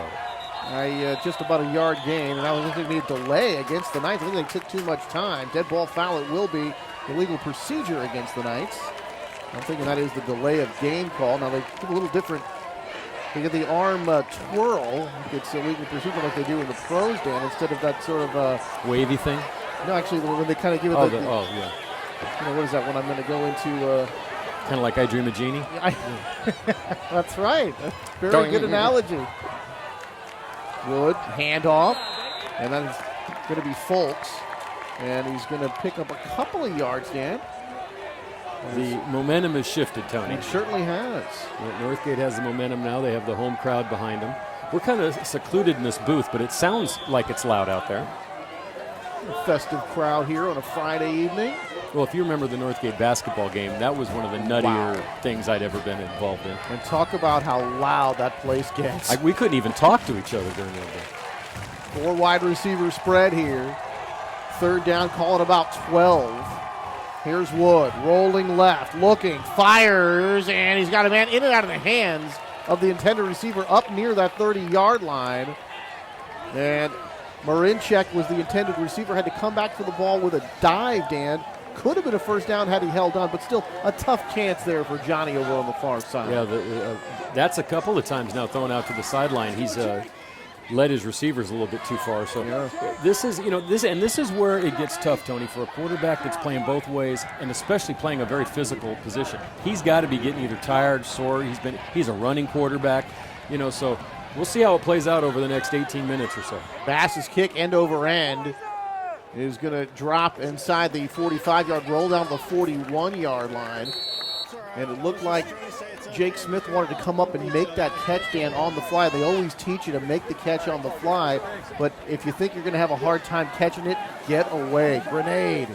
Get away from that ball, and he did there. Is that what they said when you played grenade? It was like, get away, grenade, so just leave the ball alone. Because, you come up in a situation like that, Dan, if you make that catch on that fly with your momentum going forward, you got a chance for a nice return. But if you have to reach, stretch, you also have a chance of getting annihilated. Nailed. So I would think, if I'm the coach, I would certainly want him to play it safe. From the 41-yard line, 1st and 10. This is a big one, Tony. Las Lomas needs to get some momentum back. Short drop throws, and caught and then stripped. And that is our phantom player, number 7. Made the strip. Nick Markrakis is the intended receiver, had it, and then the phantom came over there and knocked it away. Phantom. Dun, dun, dun, dun. It's a new superhero movie, The Phantom. Should have went down there and found It's out who probably that was. Someone who is on the roster that's wearing a different jersey. We get that all the time. All the time. But he made a great play there because that looked like a catch and enough for a 1st down. 2nd down and 10. Short drop again. Throws over the middle, and this time receiver and quarterback not on the same page, man. And you saw Matt Wong running down there from that slot on the far side. Looked like he was running that fly pattern and just didn't turn around in time. Just a seam route, and the seam was there, but the pass wasn't. So one good defensive play, one misfire, and it brings up 3rd down and 10 for the Broncos. Offset eye in the backfield, 2 wide receiver spread to the far side. Austin back with time, throws for the sideline, reaching up to try to make the catch, and he does make the catch. Oh, what a play inside Knights territory, down at about the 40-yard line. So that's going to be a 20-yard gain and a 1st down for the Broncos. I think when Kyle Austin needs a big play, he looks at Zach Smith. I mean, that's just when he's needed to get some yardage. He has found his tight end, or listed as a tight end. He doesn't really look like a tight end, but in this offense, you could be just about anything on any play. So he's done a great job tonight. And a great catch by Smith. And running over the right side, they're going to get some good yardage here inside the 35-yard line. Going to spot this one down about the 34-yard line. 7 yards on that play, and he's going to bring up 2nd down and 3. And Mastrelli, number 23, with the carry that time. No, Eric Haynes, number 22, excuse me. It never helps when the 2 main running backs' numbers are right next to each other. It's not like one is 7 and one is 34. We have 22 and 23. Yeah, give one of them 99. That would make it a lot easier for us. That quarterback from Michigan, 90. You know who he is, number 98. High formation again. Pitch. They go left side, trying to pick up some blocking. Get a nice lead block, straight arm. And going to be hit and stopped. Let's see, and he gets about the 40-yard line, close to a 1st down. And Wyatt Horner pushed him out of bounds. But another 1st down. So Northgate is moving the ball here in the 3rd quarter. Yeah, that's going to be Dimitri Bokus on the play. He's taking around that right side, that left side, Dan, able to pick up a block, use the straight arm, and pick up the 1st down. Nicely done by Bokus. Doesn't get a whole lot of carries, but picking up a few and making that one count. Going to the up man this time, just a couple of yards. It's Bokus again. And this time taken down. And that time they were in a more traditional set with Smith lined up as a tight end, but they ran on the left side. They actually ran to the weak side that time, Tony, with the tight end lined up right. So they're throwing the kitchen sink at Las Lomas. We've seen a lot of different looks and a lot of different styles of offensive plays here tonight. A pair of tacklers on that stop, including number 75, big Aviv Elor for Las Lomas. Bring up 2nd down, about 7. Handoff. And this time I think it's going to be Haynes, number 22. And Bromstead making the tackle for Las Lomas. Not much of a gain on that. It'll bring up 3rd down, so call it about 6. And the Knights need to get it to the Broncos rather need to get it to the Knights 20-yard line for a 1st. It's a big play right here on defense for Las Lomas. If they want to get any momentum back at all, they got to stop them here. Could perhaps force them into a field goal, but it might be a little bit out of the range of the kicker at this point. So ticking down, under 3 minutes to go here in the 3rd frame.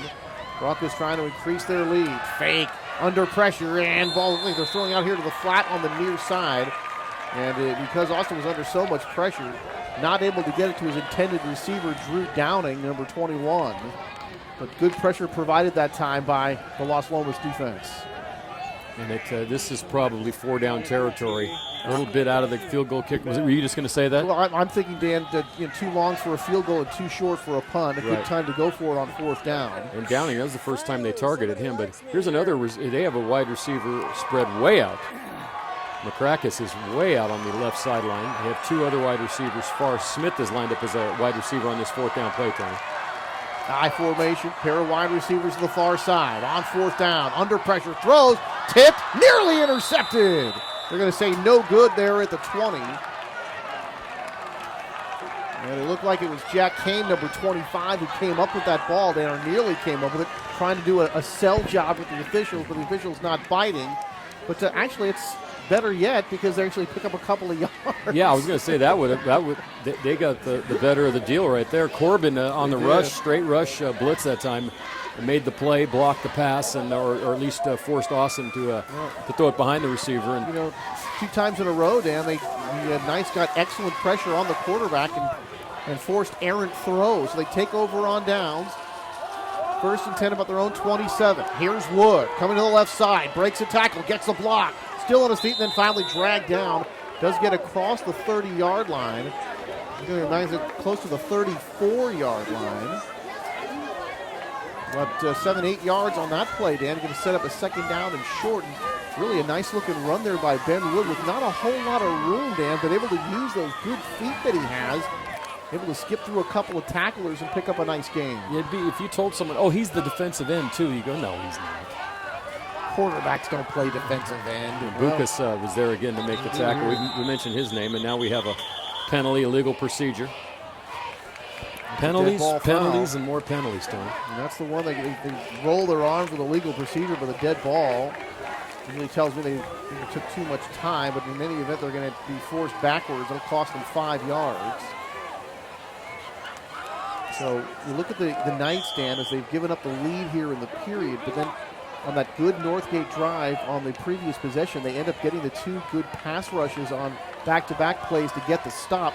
Can they do anything offensively here and give themselves a chance to take the lead? Wood throws far side and let that one go. Did get a little bit of pressure that time, looking over there on the far side, Dan, but, Wood, for all his good athletic ability and things that he does well, he has made some errant passes here today. He does not throw that well out today, and this is a hard pass to make. This is where the high school quarterbacks are divided between the guys that can make that throw out to the far sideline and the guys that can't. But of course, he's a junior. This is his first year playing, so he'll get better at that. But that could be something in this game at least causes them some problems as they try to get back in this one. Shotgun again for Wood. Spread offense one more time. Throws to the outside. He rolls that way. He's got it caught and complete. Should be a 1st down outside the 40. Still on his feet. Gets about the 42, 41-yard line. That will be enough for a 1st down. And you saw what they did on that play. They rolled him out to the left. Even though he went to his opposite side, they got him closer to Marinchek, who made the catch. It's almost like they're going to have to coach him into doing things because he's so improvisational that he kind of tries to get it all done on his own talent. But sometimes you have to say, wait a minute, you can't throw that pass. Here, we're going to make it easier for you. A lot of times, Dan, you don't have that great arm. You can't throw that out pattern, especially the deep out pattern. You might as well run him over there and get him closer, get him some momentum going toward his receiver. On 1st down. Throw to the flat here on the near side. Caught. That's going to be a pretty good gain again over there. It looked like Wong came up to make the tackle. And it looked like on the catch, Marinchek again.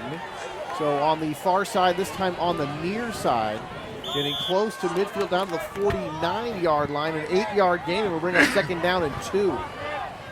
And I never got the impression that Doug Longero was a real patient guy. He would have liked to have scored on every play they ever ran. So, sometimes you have to tell them, guys, as long as we're moving the chains, we're going in the direction we want to go. 2nd down, under some pressure. Wood going to take off and then going to be dragged down. He looks like he is going to get a 1st down.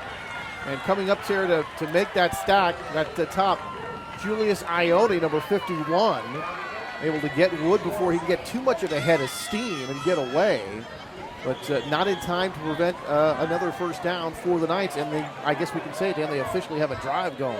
They do, and it's the first one since early in the second quarter, and Coach Downing has to be happy with what he sees here. But we're getting down to crunch time, Tony. 45 seconds to go in the third quarter, a 17-14 game, and it's nice to have a good one.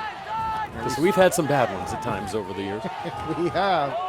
Trying to go up the middle, stopped for virtually no gain, maybe a yard on the play. And good interior defense that time by the Broncos. So a short gain will bring up second down at about 9. Bromstead making the tackle there for carried the ball, pardon me. And a short gain. Actually, they're marking this a little further ahead than I thought, Dan. I guess we give him a couple of yards on that play. Well, Tony, this is going to mark the end of the third quarter, and it's 17-14. Las Lomas on the Northgate side of the field, and looks like we got a pretty good one as we head in the fourth quarter. So Northgate able to take the lead here in this third quarter, but it is the Knights on the drive as the Broncos lead at 17-10.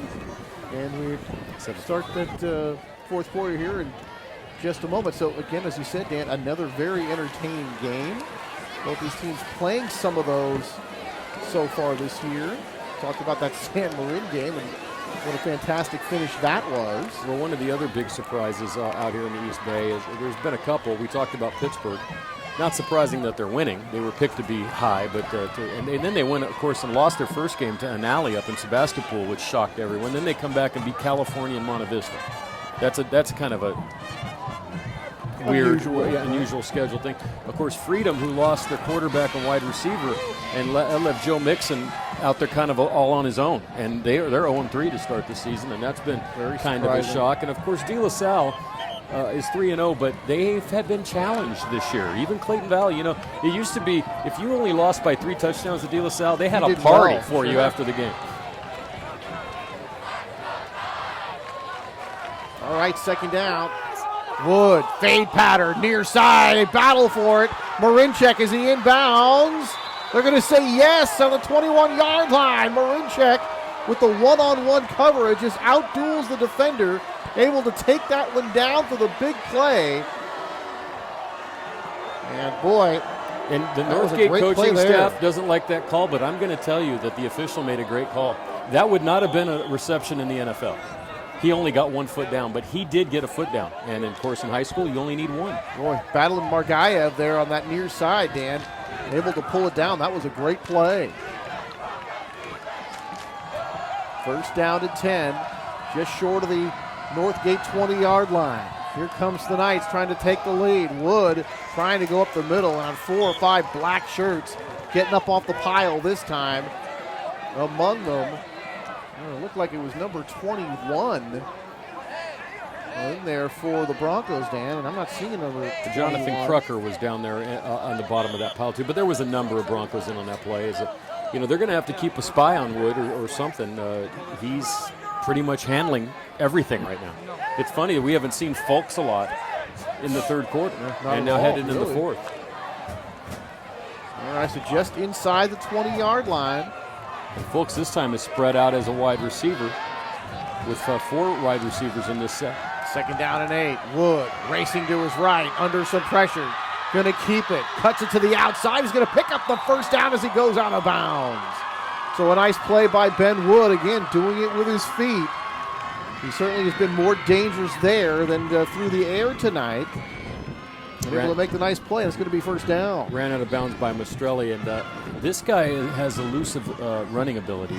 He hardly ever gets touched. He's ran around the corners a number of times tonight, and he just has enough speed and enough maneuverability to get outside. It'll be first down and goal, Dan. He's just a hair inside that 10-yard line. There's that 4 wide receiver spread again. Wood going to take it on his own. Left side, going to be dragged down. And now we have flags at the end of the play. Boy, it looks like that's going to be a late hit. Someone lost their helmet, and there was a late block, and I think, if I'm right, it's going against Las Lomas, which would be not good for Las Lomas. Sometimes they are backing up. Sometimes the simplest thing is that some guys try to get all fancy and stuff. That's not good for Las Lomas, Tony. But they're talking about it too, and I don't know if that flag might get picked up. Well, Knights looked like they were backing up, but let's check the call here. Dead ball foul. Personal foul against the Knights. So that's going to cost them the 15, Dan. And not only that, Dan, but it's still going to be a goal-to-go situation. Yes, they're going to have to score, and they're going to be backed up all the way out to their nearly 25-yard line. We talked about Alex Bass earlier and how he makes 50-yard field goals. We know, Dan, they are very comfortable with him from 40 yards and in. So from 50 yards, they can make them, but, let's just say it's just in practice. So let's call it from about 40 yards and in, he's good. But now a long yardage situation on the goal to go here for Las Lomas. Well, they're going to get 5 back unless one of the Northgate players moved, because they're all pointing at, one of the Las Lomas players moved because they're all pointing at Northgate from the Las Lomas side. But it's always that way, Tony. If one guy's going at that guy and the other guy's pointing at that guy. Well, it's always the other guy's fault, but it is going to be encroachment against the Broncos. So that is some good news for the Knights, as they will pick up 5 of those yards if they just gave up a bundle. And don't use it down doing it. So now it'll be 2nd and 19. 10:30 to go in this one, Tony, and it's been exciting. I think it's going to go right down to the wire. Sure, certainly is looking that way.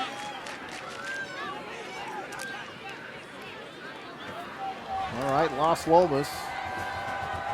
2nd down and goal from the 19. Wood operating from the shotgun. Back, throws, left side, wide receiver fell down, got up, but not in time to make the catch. It looked like Marinchek, number 6, Dan, went out there and made that turnaround after getting to about the 10-yard line, slipped down and tried to get up. So you can't put that one on the quarterback because he was really on the money, but as his receiver fell down, could not get up in time to make the catch. And that's kind of a lucky situation. Sometimes you have that defensive back playing just behind the receiver, and the receiver falls down in a situation like that, Dan. A lot of times that's when you see the interception. Absolutely. Sometimes this field can get a little slick at night too, Tony, and it's kind of cloudy tonight. It's not as warm as it has been. 3rd down here.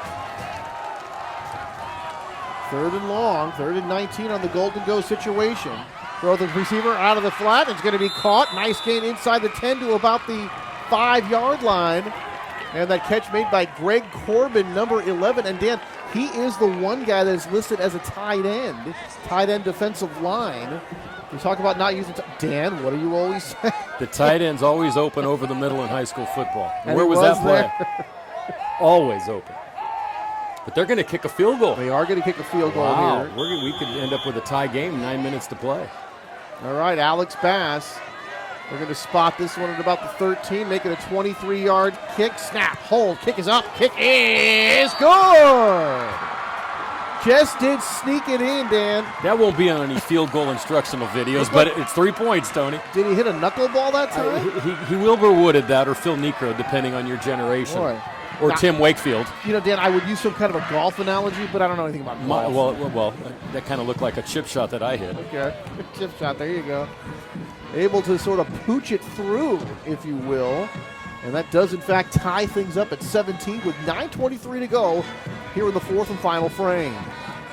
Tony, I'd be remiss. There's another big word for you. If I didn't mention Coach Downing's staff, Garrett Bohannon, Lucas Gordon, who played quarterback at Las Lomas, Mike Nelson, the longtime San Ramon coach at the defensive coordinator, John Lolliger, who played quarterback at Las Lomas, Rob Bunting's a longtime coach over there, Darren Brumley, Dan Albana has been there for years. He played at Las Lomas. Pete Lolliger played at Las Lomas. There's a lot of Las Lomas alumni on their coaching staff. Last year was one of those rare years where Las Lomas finished with a sub-500 record, but made the playoffs because they had a better record in Division II. And actually, Dan, last year was a season that the prognosticators were thinking that they were going to be better. This year they're thinking that they're not going to be so good, and so you just never know. I guess that's why Chris Berman says you got to play the game. You got to play them. And from inside the 5, about the 4, cross the 10, cross the 15, cross the 20, cross the 30, hit and knocked down at about the 36-yard line. And Moses Nunez, and that ball come loose. There's going to be a flag on the play. If I'm correct in this assessment, Wong made the run. Number 18 for Las Lomas, Trenton Matson made the hit.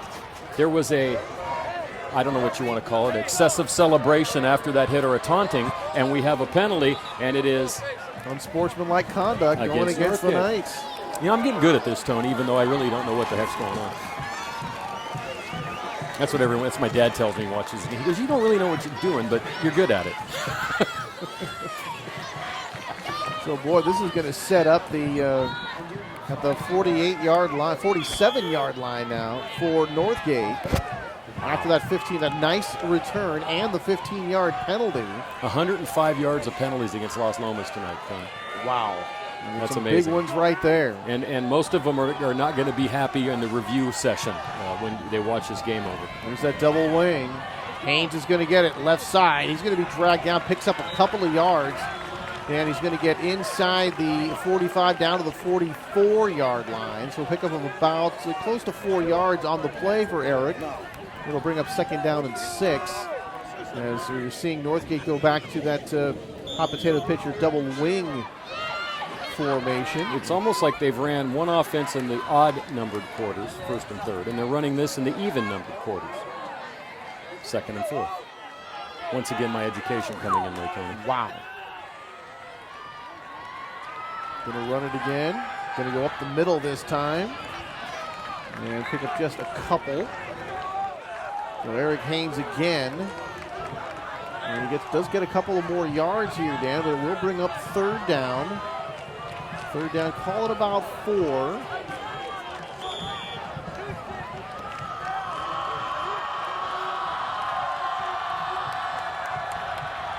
And a big 3rd down play coming up here. 3rd down and about 4 yards to go for the Broncos. Back in a more traditional offensive set. 3 wide receivers in the back. Quick drop, throws, caught. It's going to be a 1st down. Drag down there just before the 30-yard line. And an 8-yard gain, that will be enough for a 1st down. Kyle Muller on the reception for the Broncos, and that was a big 3rd down play. Well, they just sent him out down the left side, a simple pass play, just get in front of the corner and turn around, and I'll give it to you. 1st down for Northgate out of the hot potato pitch offense again. Ticking down to 7:40 to go. On 1st down, throws. He's got a man. It's caught inside the 15, down to about the 12-yard line. A big play there. 22 yards on the play. That was Zach Smith again, Tony, who is the big play receiver for Northgate. Yeah, it's going to be Jake Smith. I'm sorry. There on the play. And he was open, Dan, going across the field toward the near side, and a nice throw. There's that time by Austin to hook up with him. And Kyle Austin making a nice throw. They're going to give it to Haynes, who's coming almost to end around and cut it back up the middle. And look who made that tackle that time. And he's saying that Jack Haynes, it looked like also he tackled. Oh, hey, we've got a little visitor here in the booth. Hello. one of our youngest fans coming in. She gave us high fives. That was precious, Tony. That's very nice to see someone actually listening to our broadcast. It looks like Ben Wood was also in on that stop. There was also a penalty on that play. Penalty to back up the Broncos.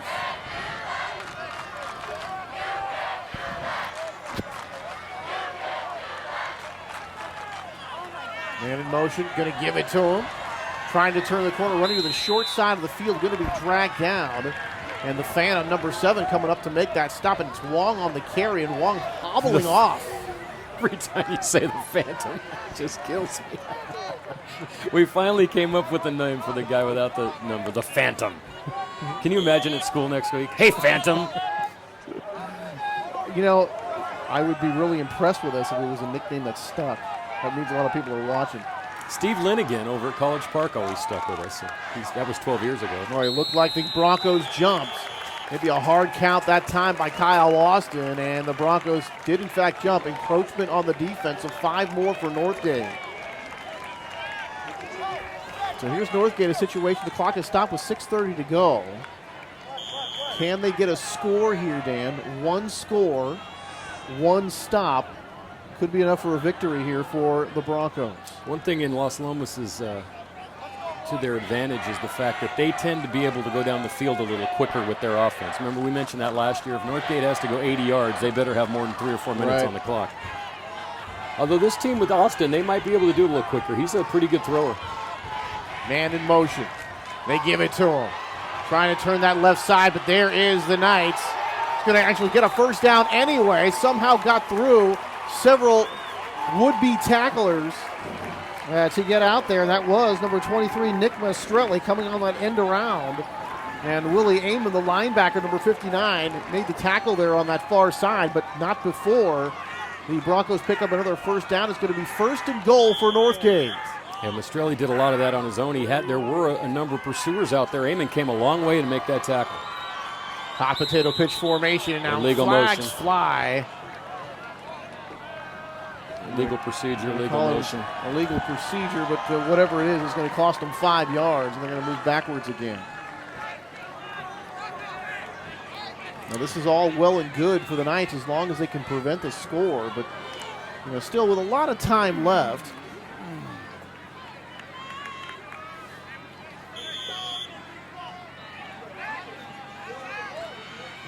Still 5:43 and counting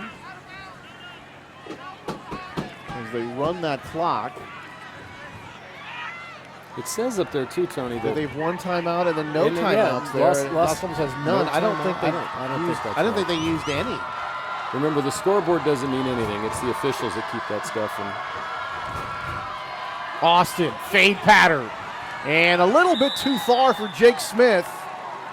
One-on-one coverage, and that's near corner of the end zone, the back corner, Dan, but unable to hook up with him and just let it a little bit too long. I like the fade call in this situation, this area of the field, but still one of those that you want to put up and hopefully get a jump ball a little too far. That was a little bit too much of a fade. Folks, good coverage that time as well. We got Tightwad Hill. I didn't notice this, Tony, over there outside the gate over there. Over behind the Las Lomas stands, you got Tightwad Hill, a smaller version of it.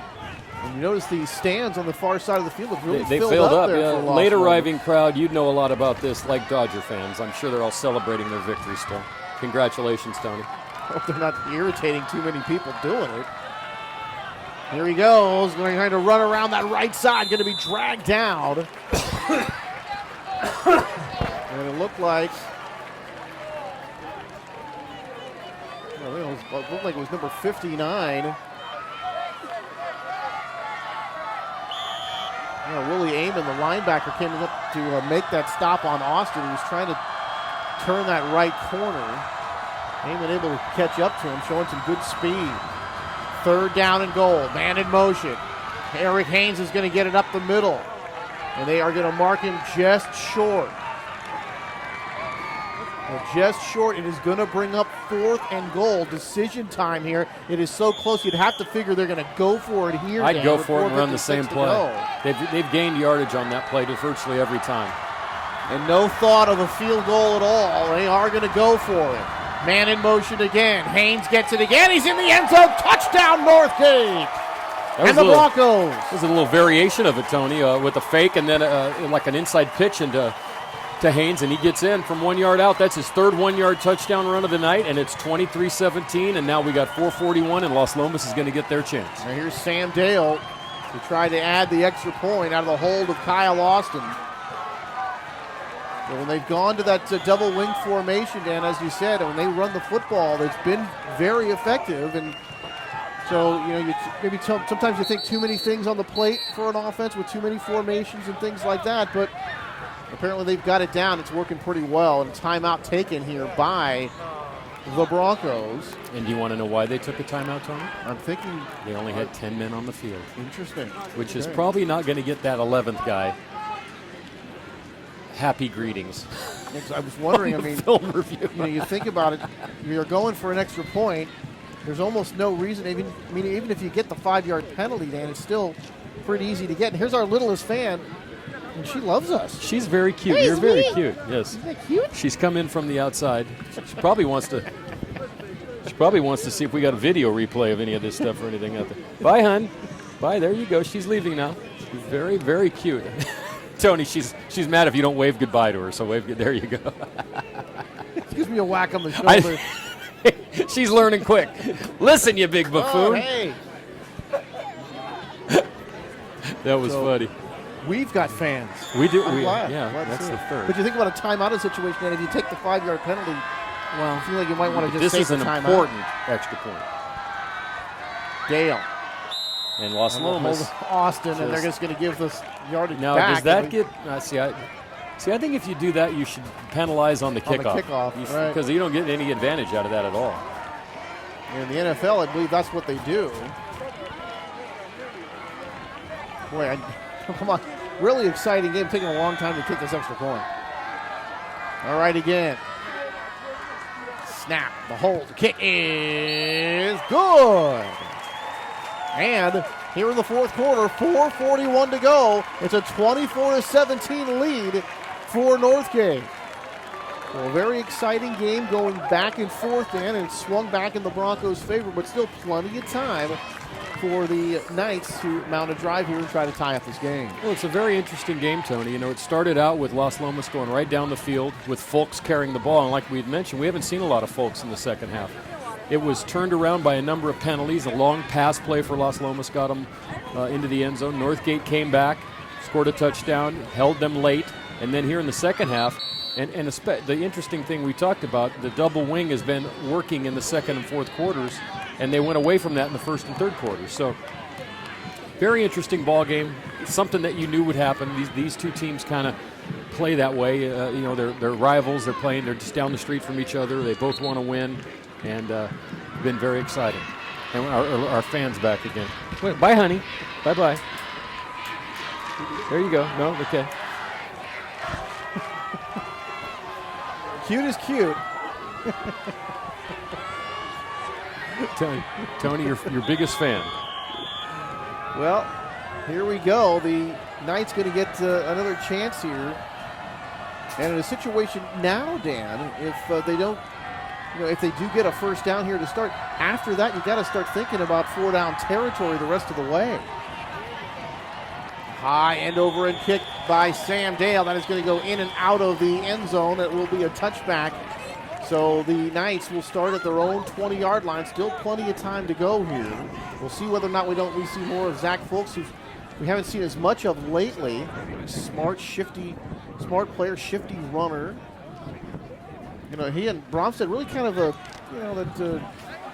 thunder and lightning type of in and guys. out, yeah. The in and out play, and Bromstead really kind of that working that heavy load, and Folks the guy that can make you miss.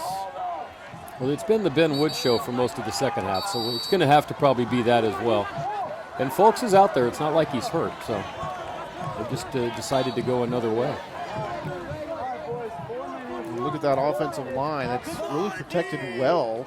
Connor Nelson, the guard. Max Nevis, the center. Really a couple of the leaders on that offensive line, Dan. And right now is when they're really going to be called upon to make some plays, because when you think about it in this situation of the game, Dan, and I don't want to say completely do or die, because if they go 3 and out here, then certainly you'd think they would go ahead and punt and play defense. But a situation here, if you give up the football, if you're the Knights, you may not get it back again. Well, they do have 3 timeouts now. Las Lomas has 2. So. Handoff. There is Folks. He's going to be caught behind the line of scrimmage, running backwards. Now reverses his field, goes around the right side, not able to get back to the line of scrimmage yet, but ran very, very far, and he's going to end up losing a couple of yards. Well, Bucas had the initial stop, and Folks ran out of it, came back around. Even though he lost 3 yards, he could have lost a lot more on that. So it was his own talent that got those yards back for him. But it's going to bring up 2nd and 13. Ooh, this line had Derek Strom last year. He's with Army now. And they've really gotten good lineman play here this year, including Noah Myers, a big 300-pound tackle up front, but they didn't have it on that play. Here's Wood looking for some room, and he's going to be swarmed under, and he's going to lose more yardage. That might be the first sack of the night there, Tony. Well, it goes all the way back, and of course in high school football, then it still goes against the rushing stats on those plays. I believe it still does in college as well. Yeah, I could never understand why that goes against your passing stats. Well, against your running stats when you're obviously passing. But I'm saying, but you haven't passed. I completely understand what you mean, because I don't understand why in the pros they take it against the passing total, but they do. Can you imagine how many yards Marino would have had? Third down and about 15. Wood rolls to his right. They need it here, and he's going to get the catch. And that's going to be a nice game, but short of a first down, Dan, of a 28-yard line, about a 13-yard gain on the play, but it will bring up fourth down. And that was so short, really a decision time here for Coach Downing. This is the Riverboat Gambler, Live On, and Mike Downing right here. Fourth and about 4, 2:51 to play, and it looks like they're going for it. And Dan, this is one of those situations where in a time situation like this, even with those timeouts, I just don't know that you want to give up the football here, and they certainly don't look like they do. Fourth down and about 2. They need the 30-yard line. Wood going to take it himself. He's not going to get there. He reaches out with the football, but he's going to be short. And the Broncos have held.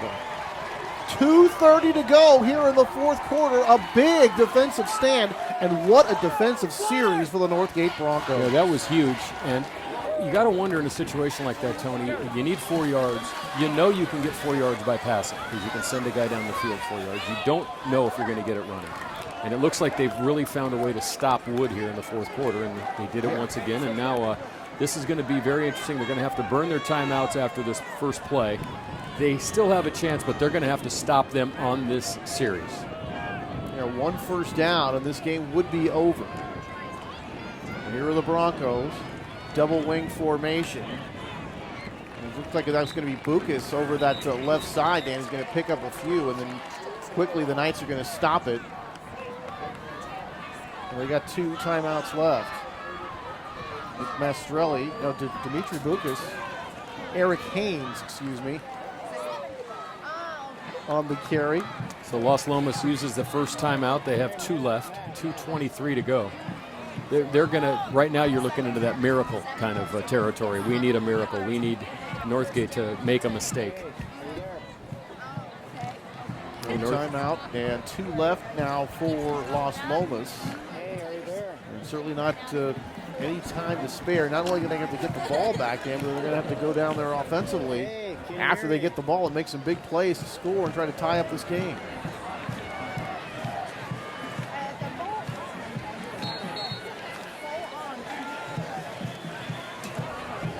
Hey, hear me? 2 timeouts left for the Knights. Going to bring up second down and about 6 yards for the Broncos. Now you get 1 first down and salt this one away and get into victory formation. Handoff right up the middle, and that is going to be a first down. We're going to be out to about the 15-yard line, and that will be a first down. And they're going to use a timeout here.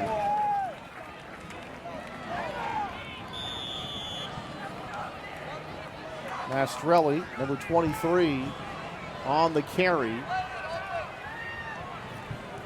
the clock continues to roll here. 2:06, 2:04, and counting. And it looks like the Northgate Broncos now in a situation, Dan, where you just got to, the most important thing is hang on to the football. Man in motion. Haynes gets it. And Haynes is going to pick up some more yards as he gets inside the 10-yard line. And, you know, one thing I can say as the Knights take their second timeout, they have just 1 left. You think about that double wing and that little pitch, Dan, and if the Knights have any hope, they're hoping that somebody drops one of those pitches. They get a chance to get that ball back. Well, it's worked so well here in the fourth quarter. Haynes just keeps going over the left side. It's the same play. They're getting a great line push at the point of contact. They're driving guys back off the ball. There always seems to be at least 3 or 4 yards there. And then on that last play, Haynes got a couple more on his own. And Las Lomas is really down now to where, if they don't stop them on this next play, get that last timeout, they might not have a chance to come back in this. So we've got to hand it to the Broncos, Dan. The way they bounced back, remember they trailed this game 14-3 at one point. And they had made several mistakes of their own, and it seems at least to this point they've been able to overcome them. And it looks like they're going to come out here with a victory, but still some time here to kill. 1:43 to go. think it's going to be Mastrelli, and it's going to be a touchdown for Northgate, and that will do it. Actually, I think it was, let's see, that was Nick Mastrelli running it in for the score. Touchdown for the Broncos, and they've increased their lead to 30-17 with 1:37 to go. And we talked about the Broncos being legit, and they showed it here tonight, and a true comeback victory here for Northgate this evening. On that play, they ran that little out of the hot potato pitch formation, the double wing, as the kick is good, Tony. And what they did was faked one way, went back a counter to the right, and Mastrelli made a tackler miss in for the touchdown. But, Tony, you said it looks like they're going to win. Now, remember, in the San Marin game, Northgate was ahead by 10 with a minute 30 to go. And San Marin scored 2 touchdowns in the last 1:20, and then Northgate had to score with 10 seconds left to win the game. Well, if Justin Lowell had heard what I said, he would have said, hey, shut up. He said, Tony, shut up. This game is not over. Did you get the sassy? But I talked to him about it, so I had to bring you back down to earth. Now, if you're a betting man, yeah, this one's pretty much over. But I'm just saying, you've seen weirder things have happened in this world and continue to happen every day. You know, but you get a situation like that, Dan, where you have a game that looks like you're going to win and you don't.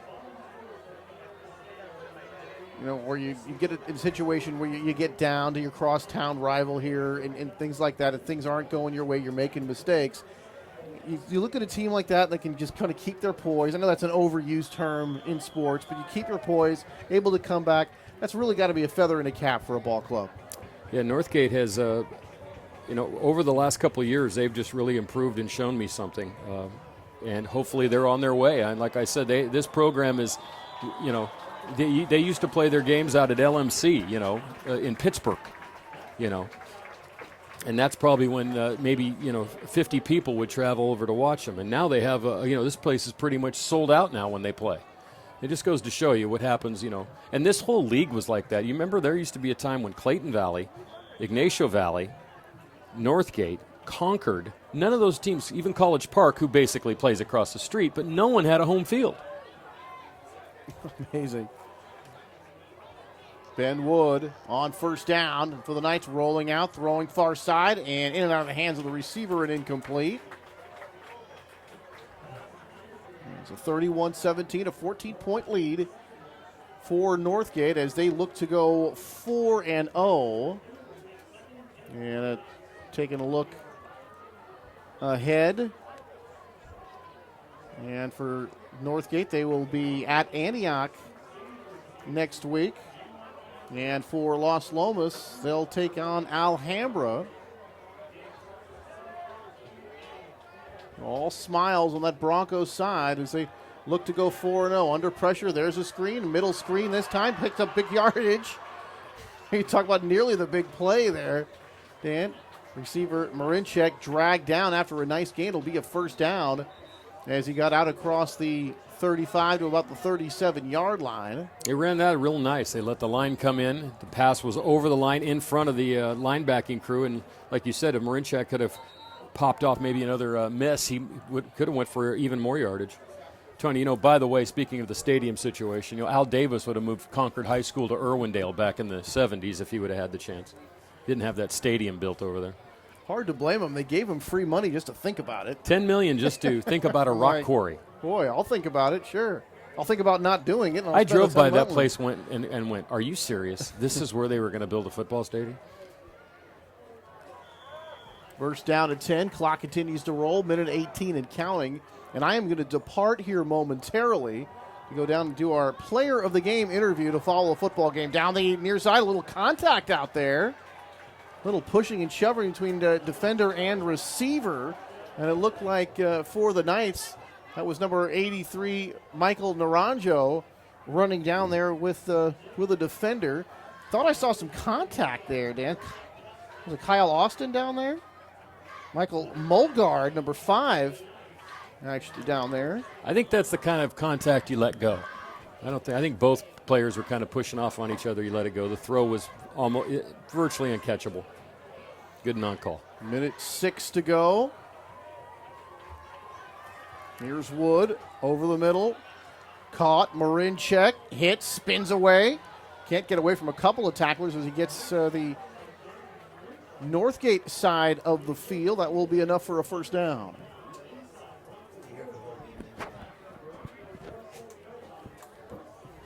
So I am not going to depart. I'm going to stay here for the whole game, and then I'll go down there. We'll have our player of the game interview. Deciding who is going to be our player of the game here tonight, Dan. A lot of people deserving. Here's a catch. Oh, that's Folks, breaks a tackle. Swings out to his right, and then finally dragged down inside the 20 at about the 19. Another first down. And player of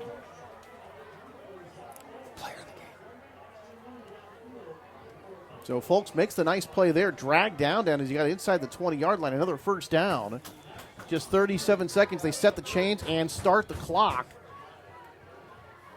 And now Northgate takes a timeout. They want to talk things over.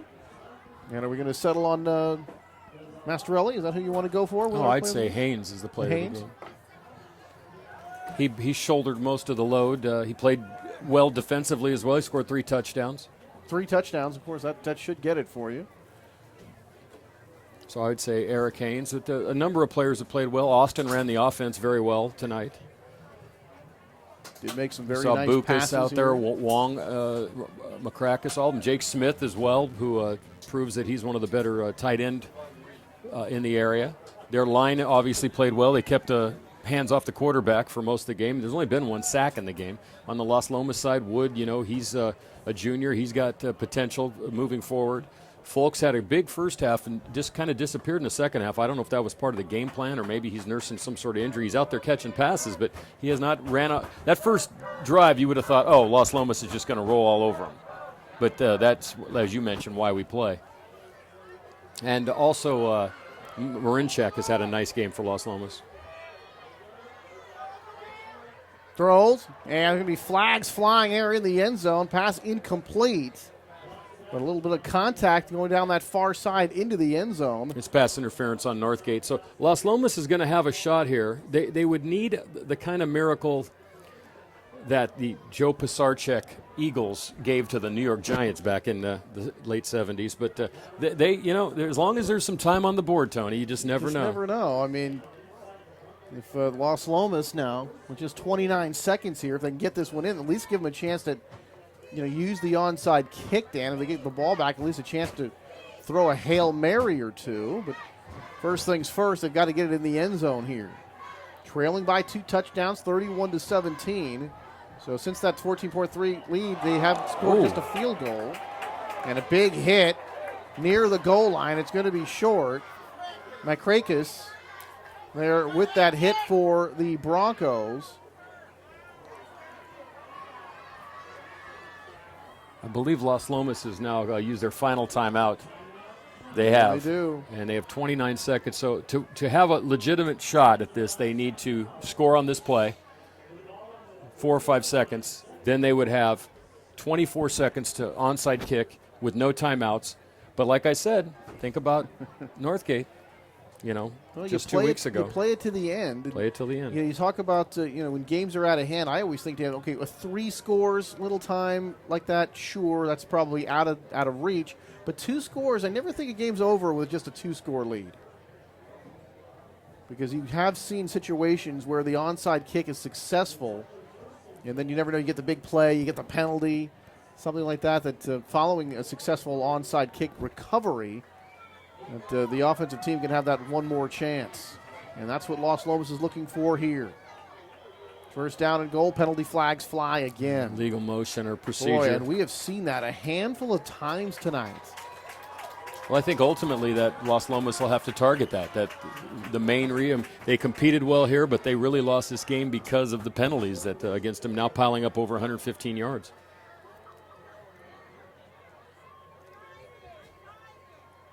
Wood to pass, under some pressure, reverses field, running to his right, cuts it inside, fumbles the football, recovered by the Broncos.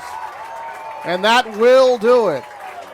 So things ending on a very tough note for the Broncos, really in hurry-up desperation mode here. Wood made the nice play, did get some contact, coughed up the football, the Broncos take over. Second turnover of the game. They had the 1 interception earlier by Cuneo. Now they get the fumble and the recovery here And they should salt this one away. They'll probably just take a knee here, Tony, and this one will be wrapped up. So you're coming down for the you're going down for the interview, right? Going to go down for the interview. But what a fine game here we've had tonight. Very exciting.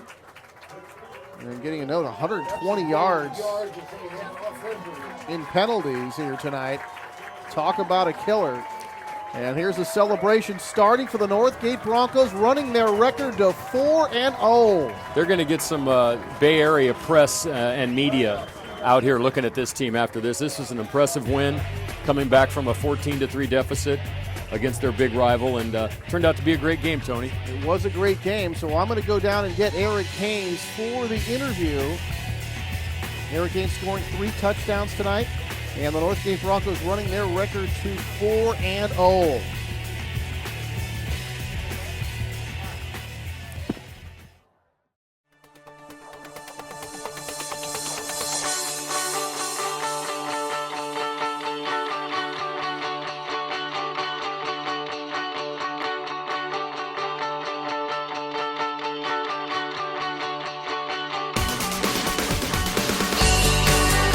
Parking made easy and convenient. You're good to go.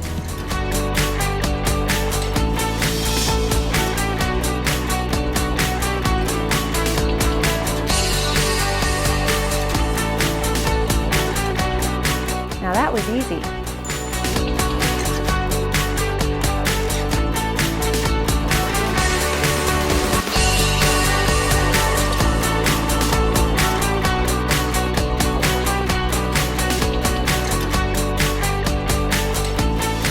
Hi, welcome to Inside Center Rep.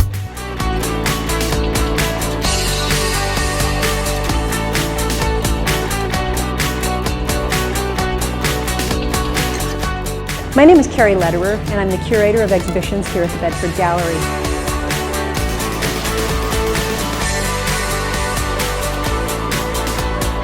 Hi there. Welcome to Get Lit.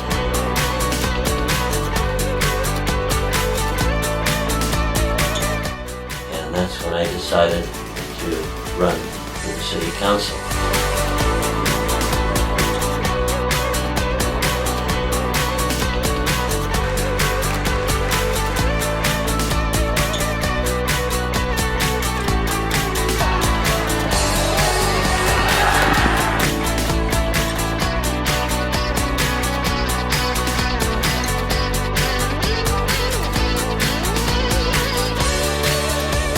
This is so exciting.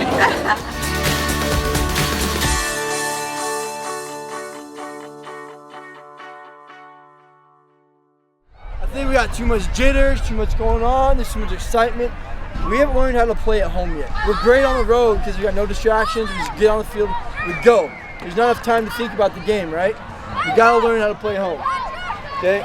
Second of all, honestly, this next week is the one I wanted the most. Anthem. We haven't beat them. Okay, last 2 years, they got us in 2 close games. We need to finish our preseason perfect. Okay, that's what we need to do. Focus up. This is the biggest week. We got to sell out this week. We got 2 weeks to recover after this. Your bodies will rest. This week, Antioch, at Antioch, we've got to bring it. Our focus has got to get there. Once again, we had too many dumb personal fouls.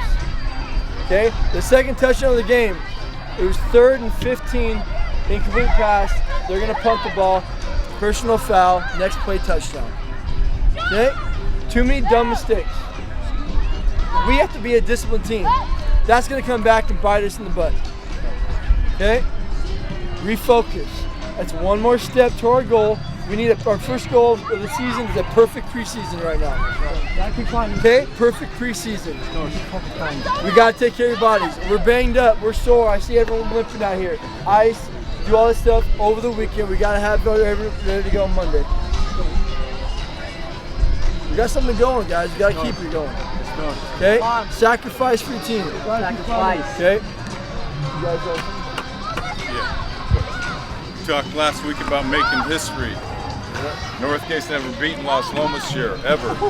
And you did it. Yeah! So you made a little bit of history, all right? Now let's keep making history. Let's get Antioch this week, all right? Yeah. Let's work hard, do the right thing. You guys, proud of you. Great Do the right thing, guys, okay? Hey, you guys battled today, right? We didn't battle quick enough. We didn't battle strong enough in the beginning, but we came out at halftime and we figured it out and we battled. We battled and we won the damn Battle of the Creek, baby. We are the best. Oh, yeah! Let's go all together. Let's get breaking out of here. Let's go! Hey, inside, loud. Hey, we're on the ground. Climb on two. Climb on two. 1, 2. Climb! Why don't we do our creek? Yeah, Muller just got greedy with the program. All right, Anthony Schultz here back at Northgate. The victorious Northgate Broncos, 2 touchdowns better than the crosstown rival Las Lomas Knights. I'm standing here with Eric Haynes, 3 touchdowns on the day. Congratulations. And how does it feel, first of all, to be 4-0? It feels great. I owe the touchdowns all to my line. They gave me the holes, and I just followed. It's something our coaches preached to us all season, going 4-0. We can do it. He told us we can do it. We've had this motto, climb the mountain, climb the mountain. And right now we're about 4/10 of the way up there. We just got to keep on climbing. So tell me about when you guys switch that offensive formation and you go to that double wing and run the ball. When you're going from like a pro set to that next, is that difficult for you guys? You seem like you ran it very well. It's just something we've worked on for the past 2 years. Our coaches just drilled into us, just staying conditioned and stuff. So it's no problem for us. We're pretty well conditioned. And a couple of some tough games coming up, of course, going to be at Antioch next week. We had that game here last year, very tough. But you look at that schedule. Can you guys run the table? I know it's a little bit early, a long way to go, but can it be done here at Northgate? I'm not one to trash talk about anyone. We just got to see. We just got to come out and play our game, play Northgate ball. Congratulations to Eric Haynes and the Northgate Broncos, victorious here tonight by a final score of 31-17. And a reminder, Camp Alindo will be at Las Lomas. We'll have that game for you on October the 18th, right here on Walnut Creek TV. Well, for Dan Wall, I'm Anthony Schultz. For all of us here at Walnut Creek TV, we'll see you next time on October the 18th. Good night, everybody.